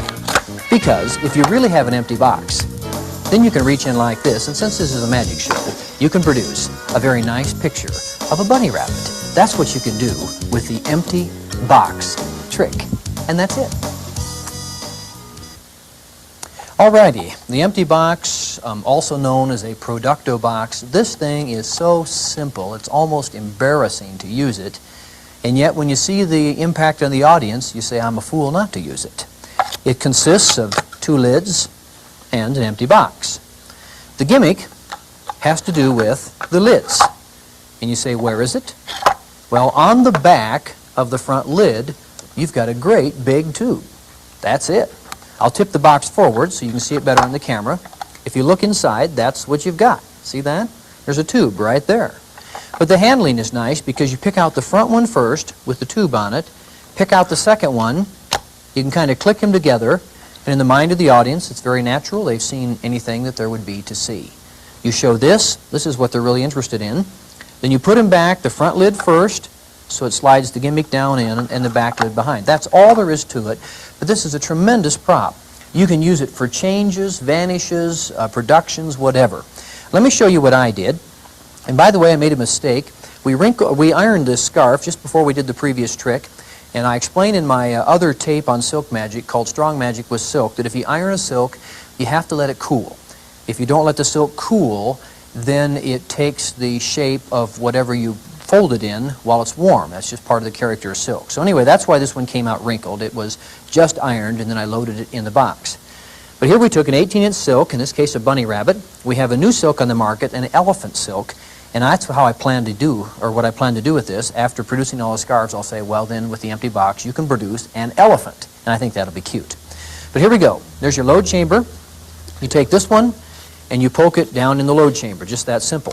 Now let me show you something about loading silks so they pop out in sequence. The next silk goes in. Just take it and push it in on the diagonal. Got this? On the diagonal. And when you get a little bit of the end left, then you simply take the next silk you're going to produce and twist the ends. Let's get the camera up real close on this if we can. So there's a yellow and a green, and what I'm going to do is twist the ends. I don't tie them, I just twist them. Can you see that all right? So they're just twisted, and then I hold the ends together. It's not tied, just twisted, and I shove it down in. The silks create enough compression to hold it in place. And then I do that with the next one. Believe it or not, all of those silks I produced were in this little compartment. So I keep twisting the ends and shoving them in. Since I wanted to break about halfway through the production, I did not twist an end in one spot. In other words, there's the blue one. I didn't twist it. The red one goes in. Then I start twisting again. Now, I'm not going to take time to reload all of these, but you just keep shoving them down in after they're twisted. Got the idea? So here's what happens. You show the box empty. I'm going to leave the yellow sticking up so you can keep track of where the gimmick goes. But this is what you're doing, you see. You're showing the box empty, but review it. It looked good. This is all shoved down in so people can't see. Time for the production. You pull the first silk up. Because the ends are twisted, it pops the next bit up. Got it? Then these are not twisted, so it gives you a break to show the box empty again. Put it back together. And then you reach in and you grab the next one out, and then they're twisted so the production continues. And as long as you have them in there, I think I don't remember, I must have had 8 or 10 silks in there. And then, of course, at the end, I had the 18-inch bunny rabbit silk. And won't it be neat when it's an elephant silk? I produce an elephant out of my empty box. So there's a very nice bit of apparatus. Just to give you one other quick idea, let's say you want to do a blend or a change. Take one multicolored scarf, and instead of pushing it into the gimmick tube, push it behind that gimmick. In other words, it's down into the box itself.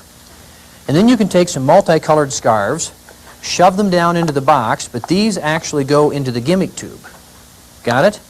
Then when you pull the lids out, it looks like those scarves all bundled up together. The lids you just set aside, drop them in a hat or something, and pull that out, and it looks like you've created a blend. So there's a real handy prop. They only cost $12 or $15, something like that, and you can do a lot of things with it. That's the empty box. Hang on. The next one's called the Cylinder of Plenty. This is called the Cylinder of Plenty. And actually, it is a variation of the coffee vase. Coffee vase is a wonderful effect. It's another one that I think many people don't know how to use, but you can do some terrific things with it. But now in the market, we have something called the Cylinder of Plenty, which is even better than the coffee vase because the gimmick is basically foolproof. There's nothing to break, to wear out. What's the effect? Well, let's say you're doing the 20th century silks. In my school program, I have a drug lesson with this where I talk about the green one representing truth, the blue one representing right decisions. We tie them together and we place them in a glass. So we'll do that. And then I bring out the multicolored scarf, which represents having a happy life. And I say a lot of people don't think that happiness comes from truth and right decisions. They think happiness comes from, well, it's called if it feels good, just do it. And so they have the party mentality. Here's the happy life scarf. They put on the little party dress, so we're going to wrap it up in its party dress like this. And then it goes to the party house. And this is going to be my party house. There it is. Shove those in like that. Into the party house, and of course they don't want to get caught what they're doing, so we're going to close the door. But before I do, take a good look. This is not a dove pan, magicians. This is something different. All you do is you put the door on the house like that, and you say, is that the way to have a happy life? If it feels good, do it. Go where the liquor's flowing and the drugs are being passed around. No. In fact, as far as I understand things, the quickest way to lose your happy life is to approach life from that angle. Well, look at this. Looks like something's still here. The party dress is still here. And the house is still here. But other than that, the happy life is gone. That, of course, illustrates living for immediate gratification. You lose the happiness and so on, but that's another issue. And then you come over here and you say, the truth of the matter is, if you really want to have a happy life, it comes from learning the truth and making right decisions. Now, I'll explain this. I did this in conjunction with the 20th Century Silks, and the 20th Century Silks is a self-contained effect, which is terrific. But it's another trick, and it's not the theme of this video, so I'll just set these aside. But I'll tell you, if you don't own the 20th Century Silks, it's a great investment. What I want to deal with is simply how we did the vanish of the multicolored scarf. Here's a white scarf. It goes into the bottom. The cylinder of plenty is basically the reverse of a dove pan. And let's come in close with the camera. What you have is a load chamber that fits into this base and goes about halfway down.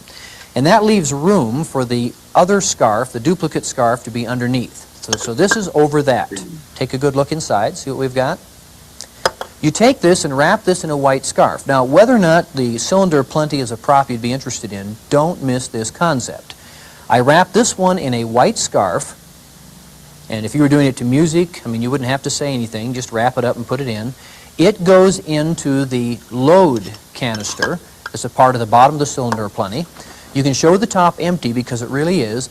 Now, this is just a matter of friction. The lip on this is of such a size that as the lid goes down, friction is created that engages that load chamber, and all you have to do is pick it up like that.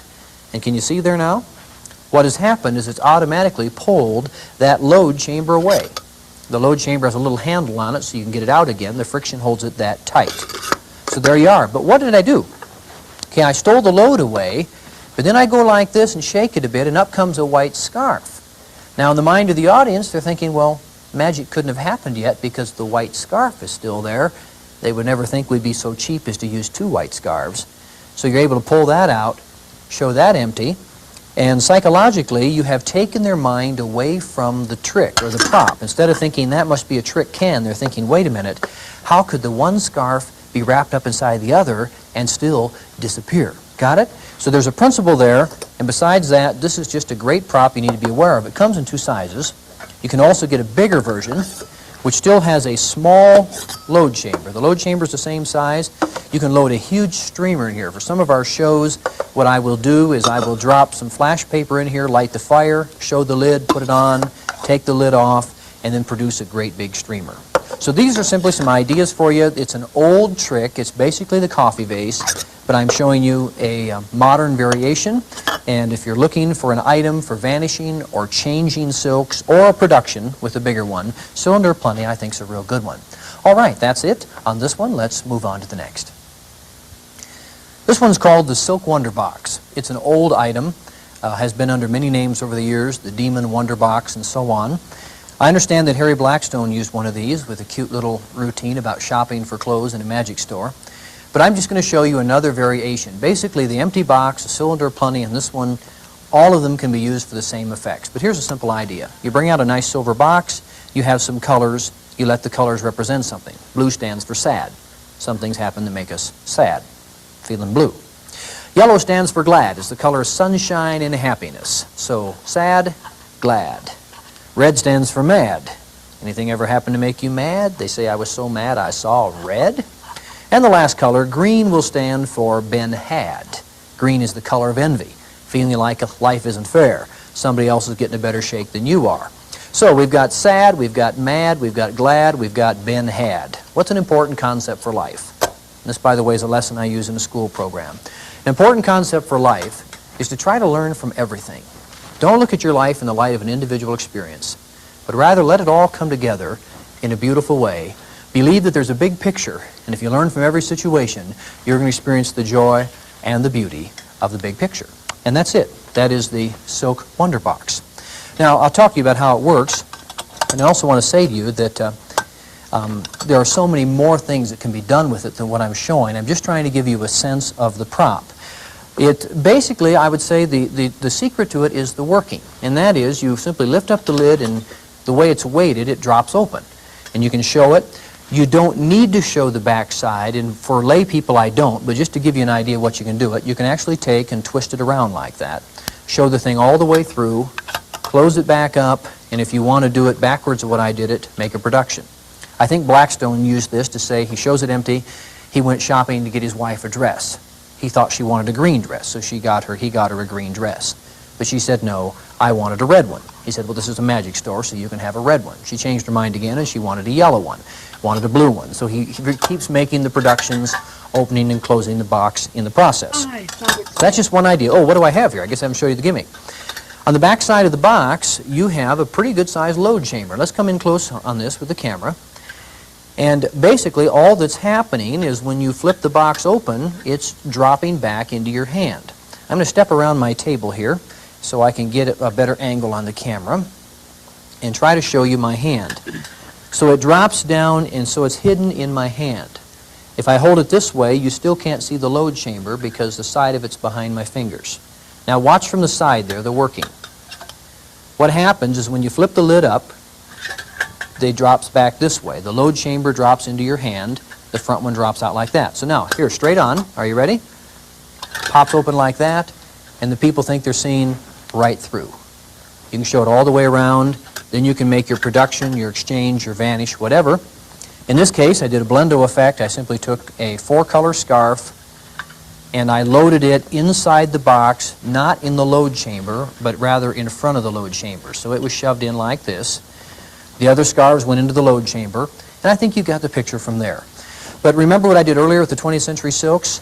You could have a duplicate white scarf in here, wrap your 18 in a white scarf, shove it into the load chamber, open it up, you bring out the white scarf, the other scarf is gone. So it's a good way to make a vanish. You could do it like I did with that empty box trick at the start, show it, close it up, make productions from it. Please understand, all I'm trying to do here is provide you with a little magical education. You need to know the kind of props that are available to be used in conjunction with silk. These may look small, but this one works on a huge stage. I've done it for 4,000 people. It's shiny, so they see what's in your hand. The scarves you're working with are big, so it allows you to do the effect. Pack small, plays big. That's a good characteristic of almost all silk magic. Okay, let's go to the next item. Let me begin this segment by saying thank you to Bob Jepson. Bob Jepson is a great magician, wonderful friend, creative thinker, super entertainer. I'd known about the tarbell cone for years and never found a version I really cared to use. And then Bob showed me the one made of a paper sack, and he also gave me permission to share it and teach it with others. I really appreciate his generosity.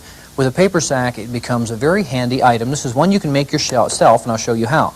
But let's say you want to do a vanish, and you're going to use a similar principle I showed you earlier, and that is you have a cone, and to start with, you can even let people see in the cone it is empty.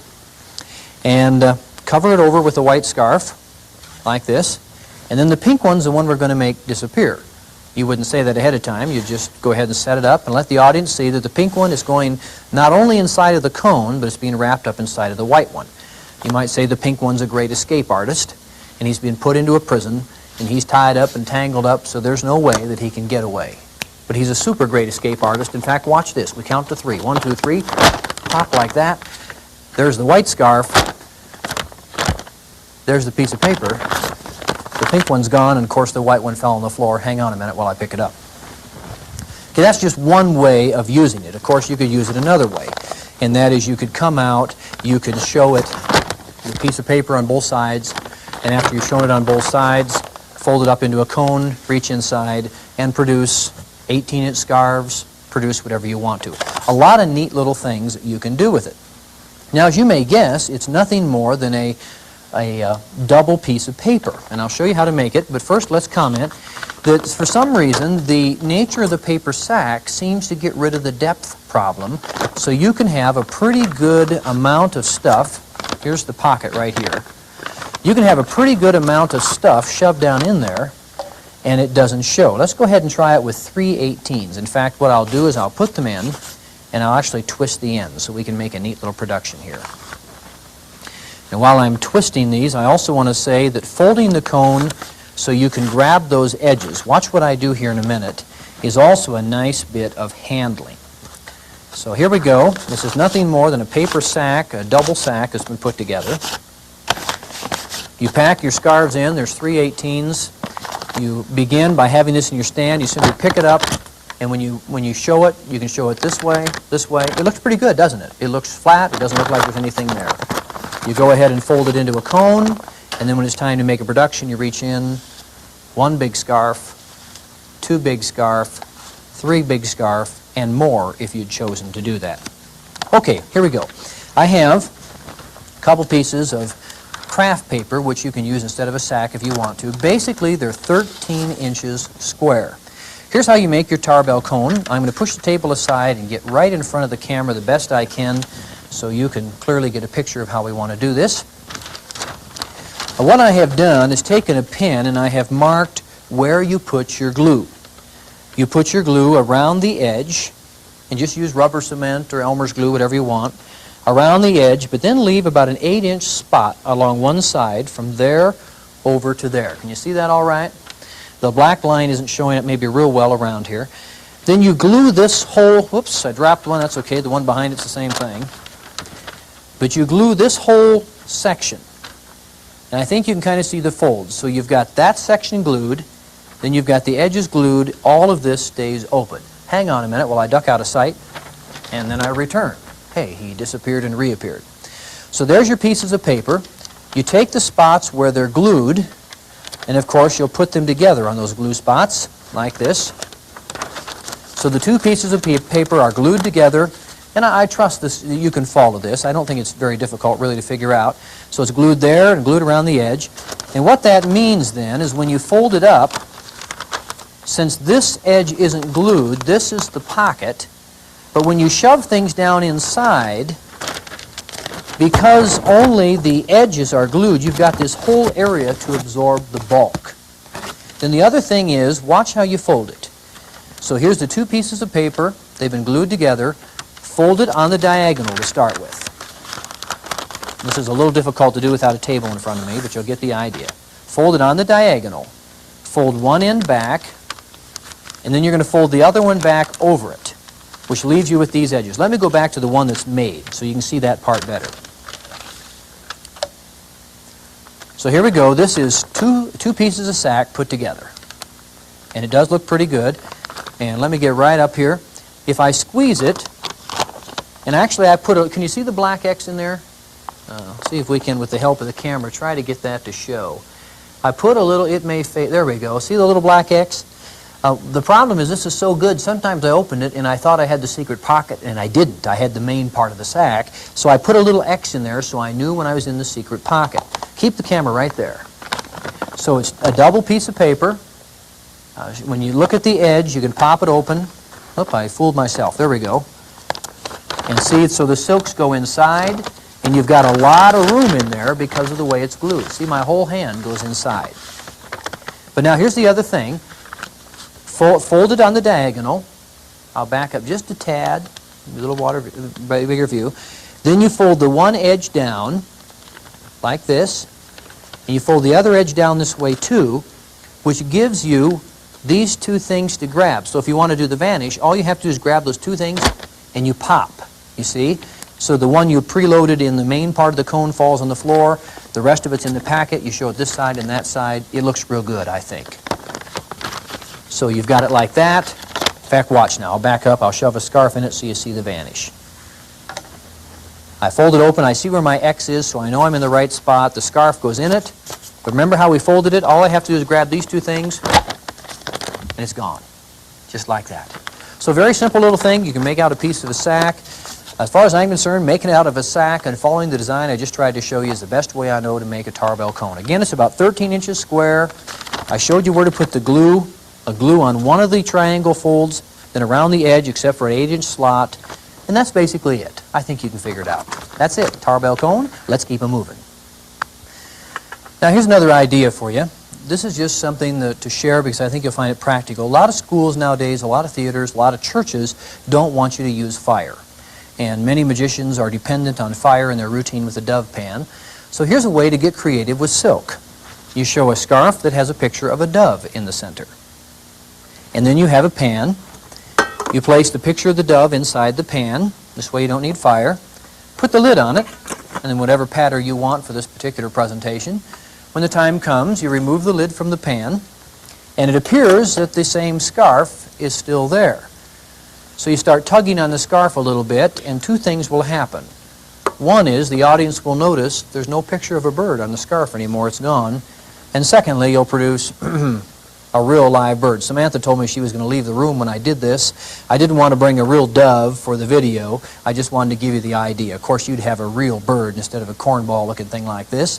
But you got the idea, just a simple concept. The dove vanishes from the scarf, and what happens is a duplicate scarf with no dove, instead a live bird reappears. So there's a way to use your dove pan with no fire. Simple little tip. I hope you find it helpful. Let's keep going.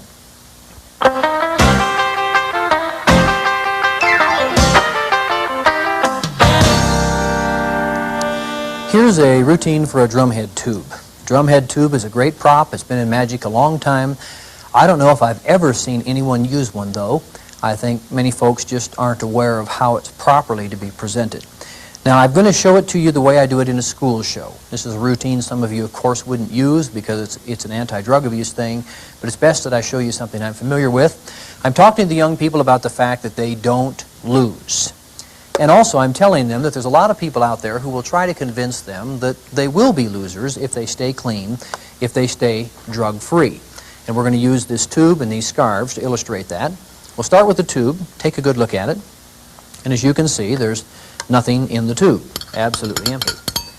What happens is there are those who say if you stay drug-free, if you stay clean, like this tube, your life is going to be empty and void of the good times. Here's a little napkin. Take a careful look at it. The napkin's going to be a barrier. And believe it or not, there are people so foolish as they try to convince you that staying clean and drug-free is going to become a barrier to having a successful life. That's ultimate foolishness, but there are still those who try to communicate that kind of message. So the napkin is over the end, a barrier to keep anything from getting inside the tube, and a napkin goes over the other end as well. This is what they're saying. I better make sure you understand. The tube is empty. And they're saying, so are you. You're missing out on the good times. You're missing out on the fun. You are the wimp. You're the sissy. You're the one staying home. You're staying drug-free, and you could be having a thrill and having a buzz and so on and so on.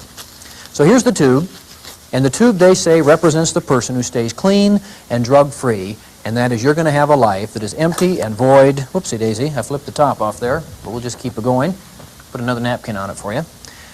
That's not part of the trick, folks, but for the sake of the video, we'll just keep it moving here. They say your life is going to be empty and it's going to be void of the things that really matter. There we go. Then you bring out the other three scarves, and I let them represent fun, friends, and future. And there's the crowd who's saying if you want to have fun, and you want to have friends, and you want to have a future, what you need to do is go ahead and get involved with the drug scene. They say there's a party going on, and contained in that party is excitement. First of all, there's going to be lots of fun. You go to that party, you are going to enjoy yourself. The white one represents fun. You're getting the abbreviated patter, by the way. And all your friends will be there. The blue one will represent friends.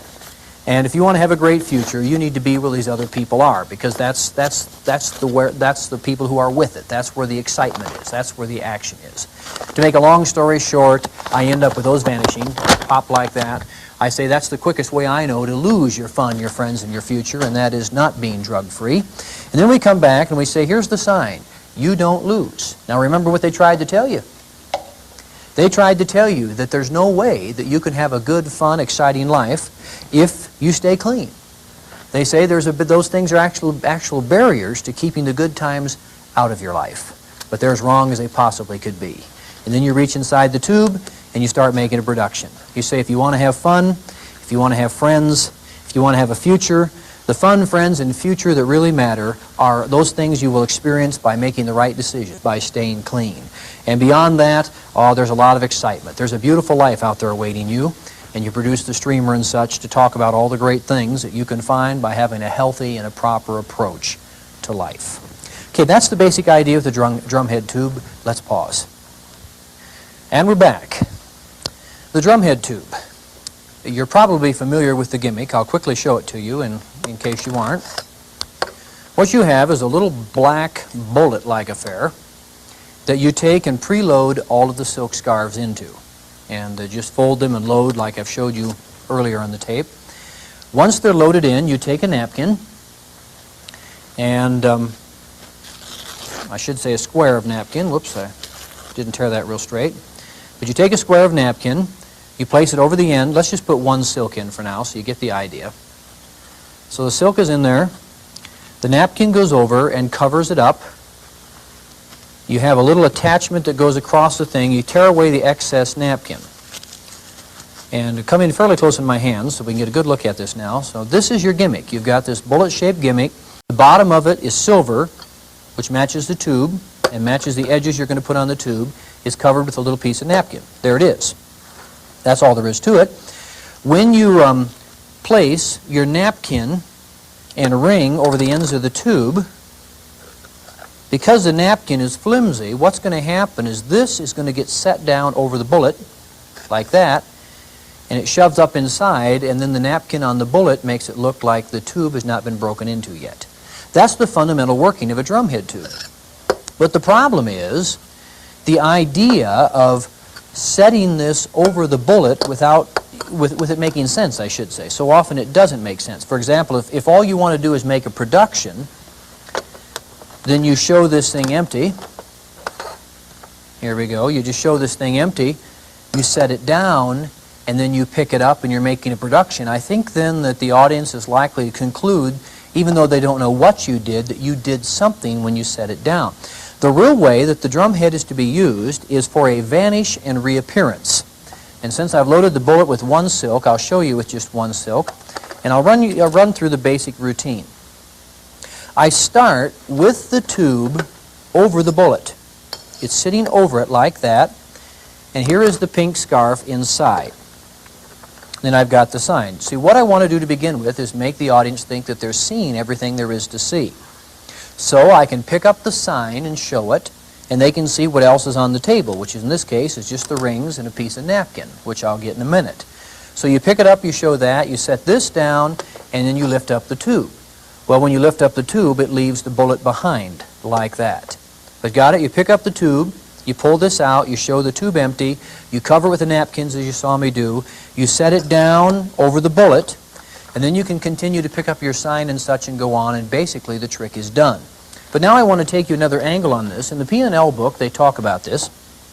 But let's say you don't want to use a sign. You're not doing a drug program, you don't have a particular message, and you want to do the trick, but you don't want a barrier sitting there that's going to make people suspicious. Well, the answer very simply is this, and by the way, I said I want to talk to you about the proper use. The proper use for the drumhead tube is not as a production, but rather as a reappearance. Remember that. The ideal way is you vanish a scarf and then you reproduce it. So what you would do is you would have a scarf on your table, and it's better to have a couple more, so I'm going to go ahead and add a blue one, and they're just in a pile on your table or whatever, and they hide the gimmick. That way you can show the tube, you put the napkin on it, and I will grab another piece of napkin and go ahead and demo that for you. But do you follow with the reasoning here? In other words, the proper use of the tube, it's not just as a production because it's kind of hard to come up with a logical reason of putting the tube down behind something. But in this case, you've got the silks laying on the table. Something's going to happen to them in a moment. You show your tube, you put the napkin over it, and this time I won't tear the loose napkin off. I'll just put it on. The tube is still empty. Put the other napkin on it like this. Actually, I drop it on the floor. That's a new move I've been working on called Duane bending down and picking it up again. But there we go. You've got the napkin on either end. You cover the tube. Then as you pick the scarves up, you set that down over your bullet. Got it? And so you pick these up. You can pick this up, and it seems like so far nothing has happened. These go into your cone and they vanish, and then the reappearance occurs. You come over here and you can reproduce them from the sealed tube. But you see what makes it work and which makes it a nice little gimmick and a real handy one to use is the idea that this was hidden behind the scarf or behind the sign. Then eventually, once this was on top of that, you have picked this up, so you're clean. There's nothing suspicious for things to be hidden behind. You make the vanish, you make the reappearance. That's the basic concept. I'm trying to think if there's a better way to explain it, but I think we've pretty well covered it. The sign, I just took a little piece of copy paper, wrote a message on it, laminated it, and then this is just a little black piece of board with a slit in it.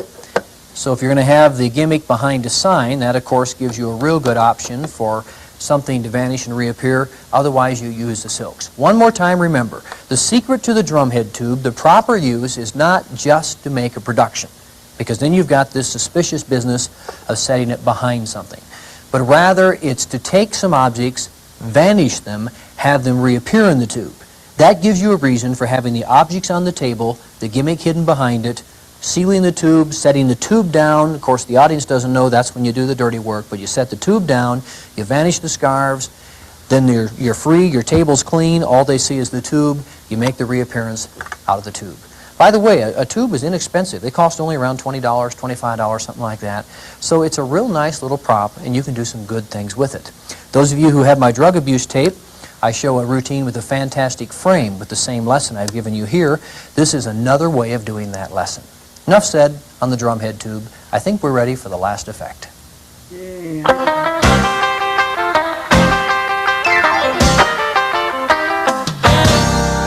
Alrighty. The purpose of this last thing you're going to see is not so much to show you the square circle trick as it is to show you how to fold silks.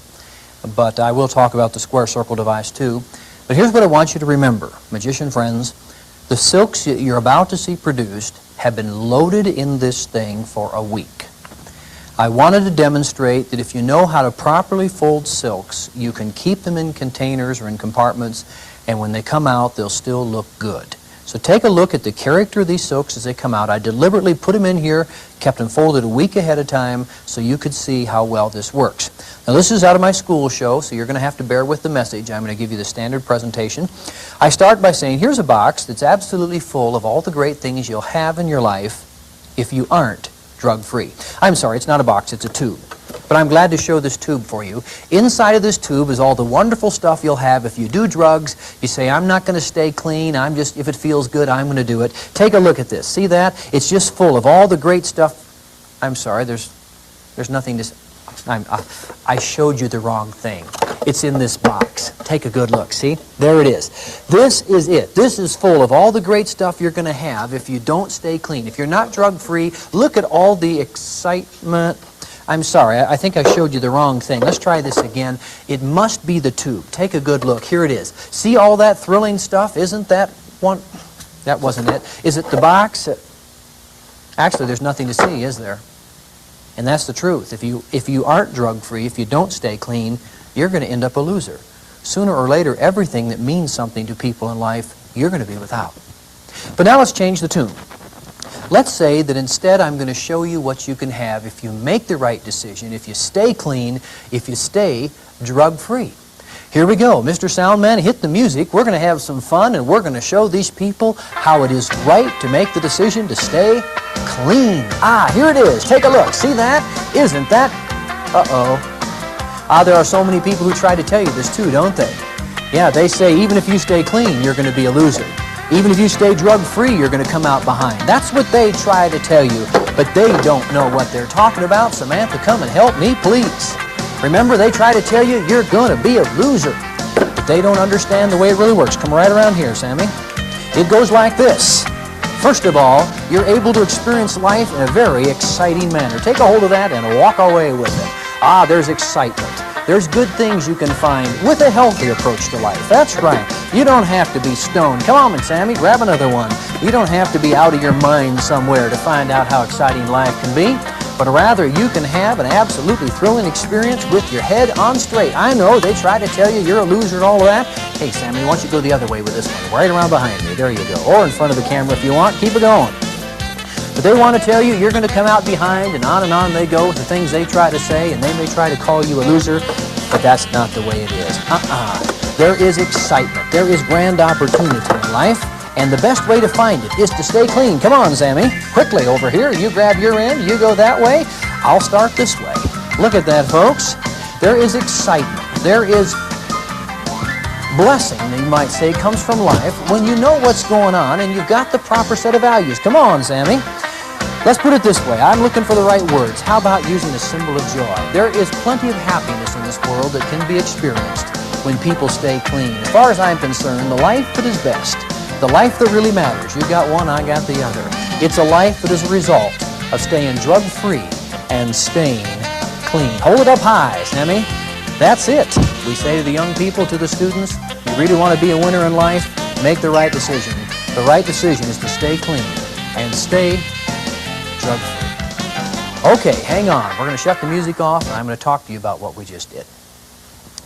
Alrighty, I hope you'll bear with the patter on that. It was a little rough, basically because I'm trying to give you a condensed thing. This is not a tape on doing school shows. This is not my anti-drug abuse presentation.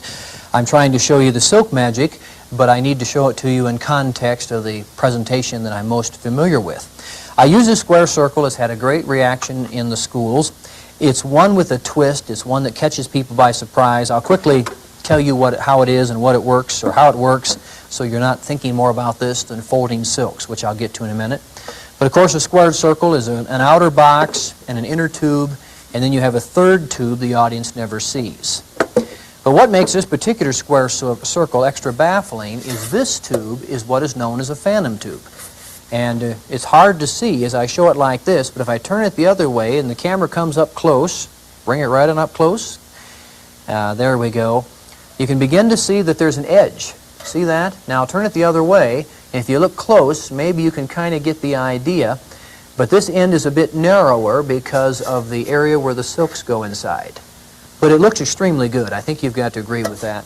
So what we have are the silks crammed down in here. I only put 3 streamers in, so Samantha wouldn't have quite so much to fold up later, but I could have had 5 or 6 big streamers just in here, and then of course I also have a lot more loaded in here. So that's the square circle effect. It's a beautiful little trick. Really handy, looks good, small, plays big, and so on.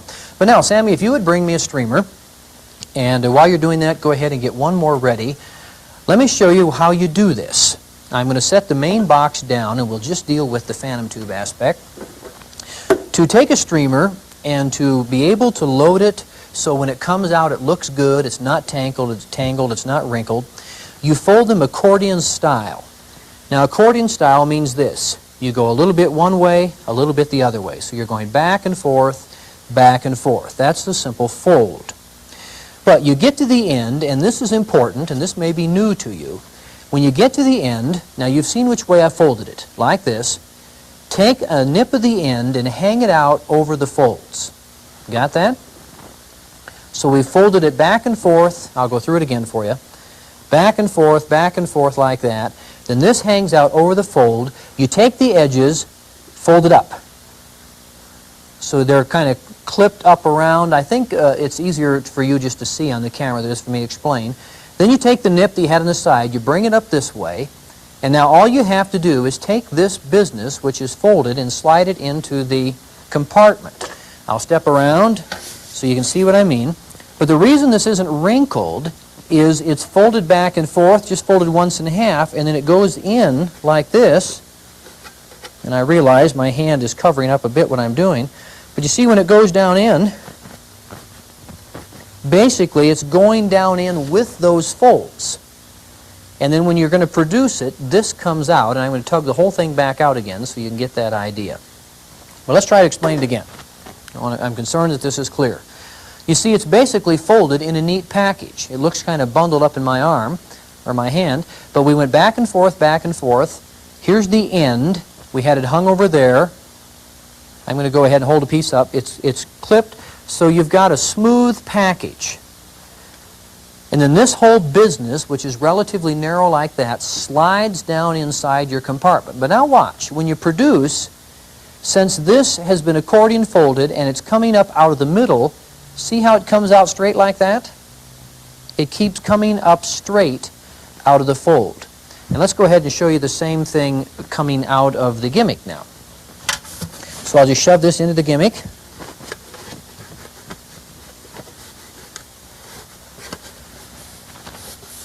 Now when we make the production, see it's coming up straight. I'm leaving a little bit up so you can see, but it's coming out of the center of that fold. So it keeps coming straight. It's not tangled, it's not all bunched up. And so on and so on, it gives you a nice straight thing. If I shove that down, then that part would be out of sight. And now you can see how you just have a nice straight production. No wrinkle, no problem. Isn't that interesting? And it all happened because you did that accordion fold. Now Samantha very patiently has done a couple more for us so we can talk further about this. So Sammy, if you'd bring the next one over. I want to show you a couple other techniques here. One of the neat things you can do with silk, I mentioned earlier the dove pan, and nowadays we're trying to stay away from fire. You could take some multicolored scarves and put them into your dove pan. When the lid comes off, you have the streamer loaded. But now the same thing has happened, and that is Samantha has accordion folded this. And I'll show you again. Got it? You go that way, then you go back this way, you go back this way. That's how the fold is done. If I was going to put it in here, then I would fold that in half. And this angle, this fold, goes down inside the compartment. And I forgot to leave the nip up, but then you have the other end out of the middle where you make your production. This piece would have been hanging out. I better do it right to make sure it's clear. So you'd fold it there. Here's the end. It's going to come out the other way. I sure hope that's clear. I think it is.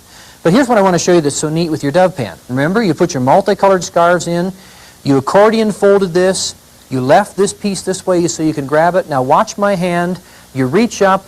You simply grab the end of it, and it'll cascade because of that particular fold. See that? That cascaded almost too fast for you. Samantha, bring me the other streamer. We'll show them this one more time. You can tell Samantha's quite thrilled about being able to fold these things for me. But there we are. It's accordion folded. All right, give me a pretty wide angle on the camera so I can let them see. Because of the accordion fold, if you grab one end and simply pull it, the whole thing is going to fire down beautifully out of my hand. So it's like that. You grab it, and there you are. All that pretty color sailing out of your hand. So there's something you want to get away from fire, your multicolored silks or your individual silks become a big silk, that kind of thing you can do with a dove pan and other productions. Now I'm going to show it to you one more time. So it's a zigzag. That would be another way to say it. And you keep doing the zigzag, and then, I don't know if you want to watch this whole thing, but I think I can do it relatively quickly for you. Once you get to the end of the zigzag, you leave that one end sticking out. And that way you know what you're going to tug to make the production, and you're able to slip the thing down into your can.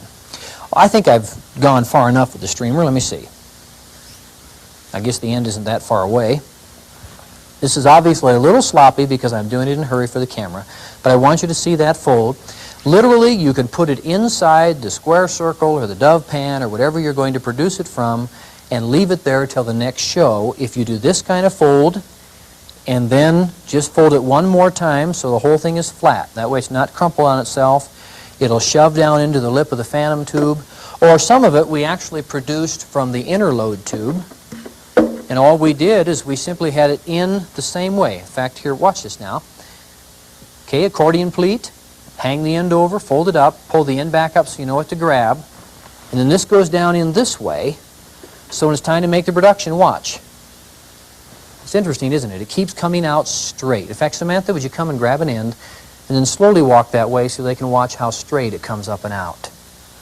But it comes out straight, it comes out beautiful, it's not tangled, and you can go on and on and on until Samantha runs into the wall. That's the basic idea of it. I trust it's helpful to you. We tried to cover a lot of things on the tape. I tried to make some comments about folding silk.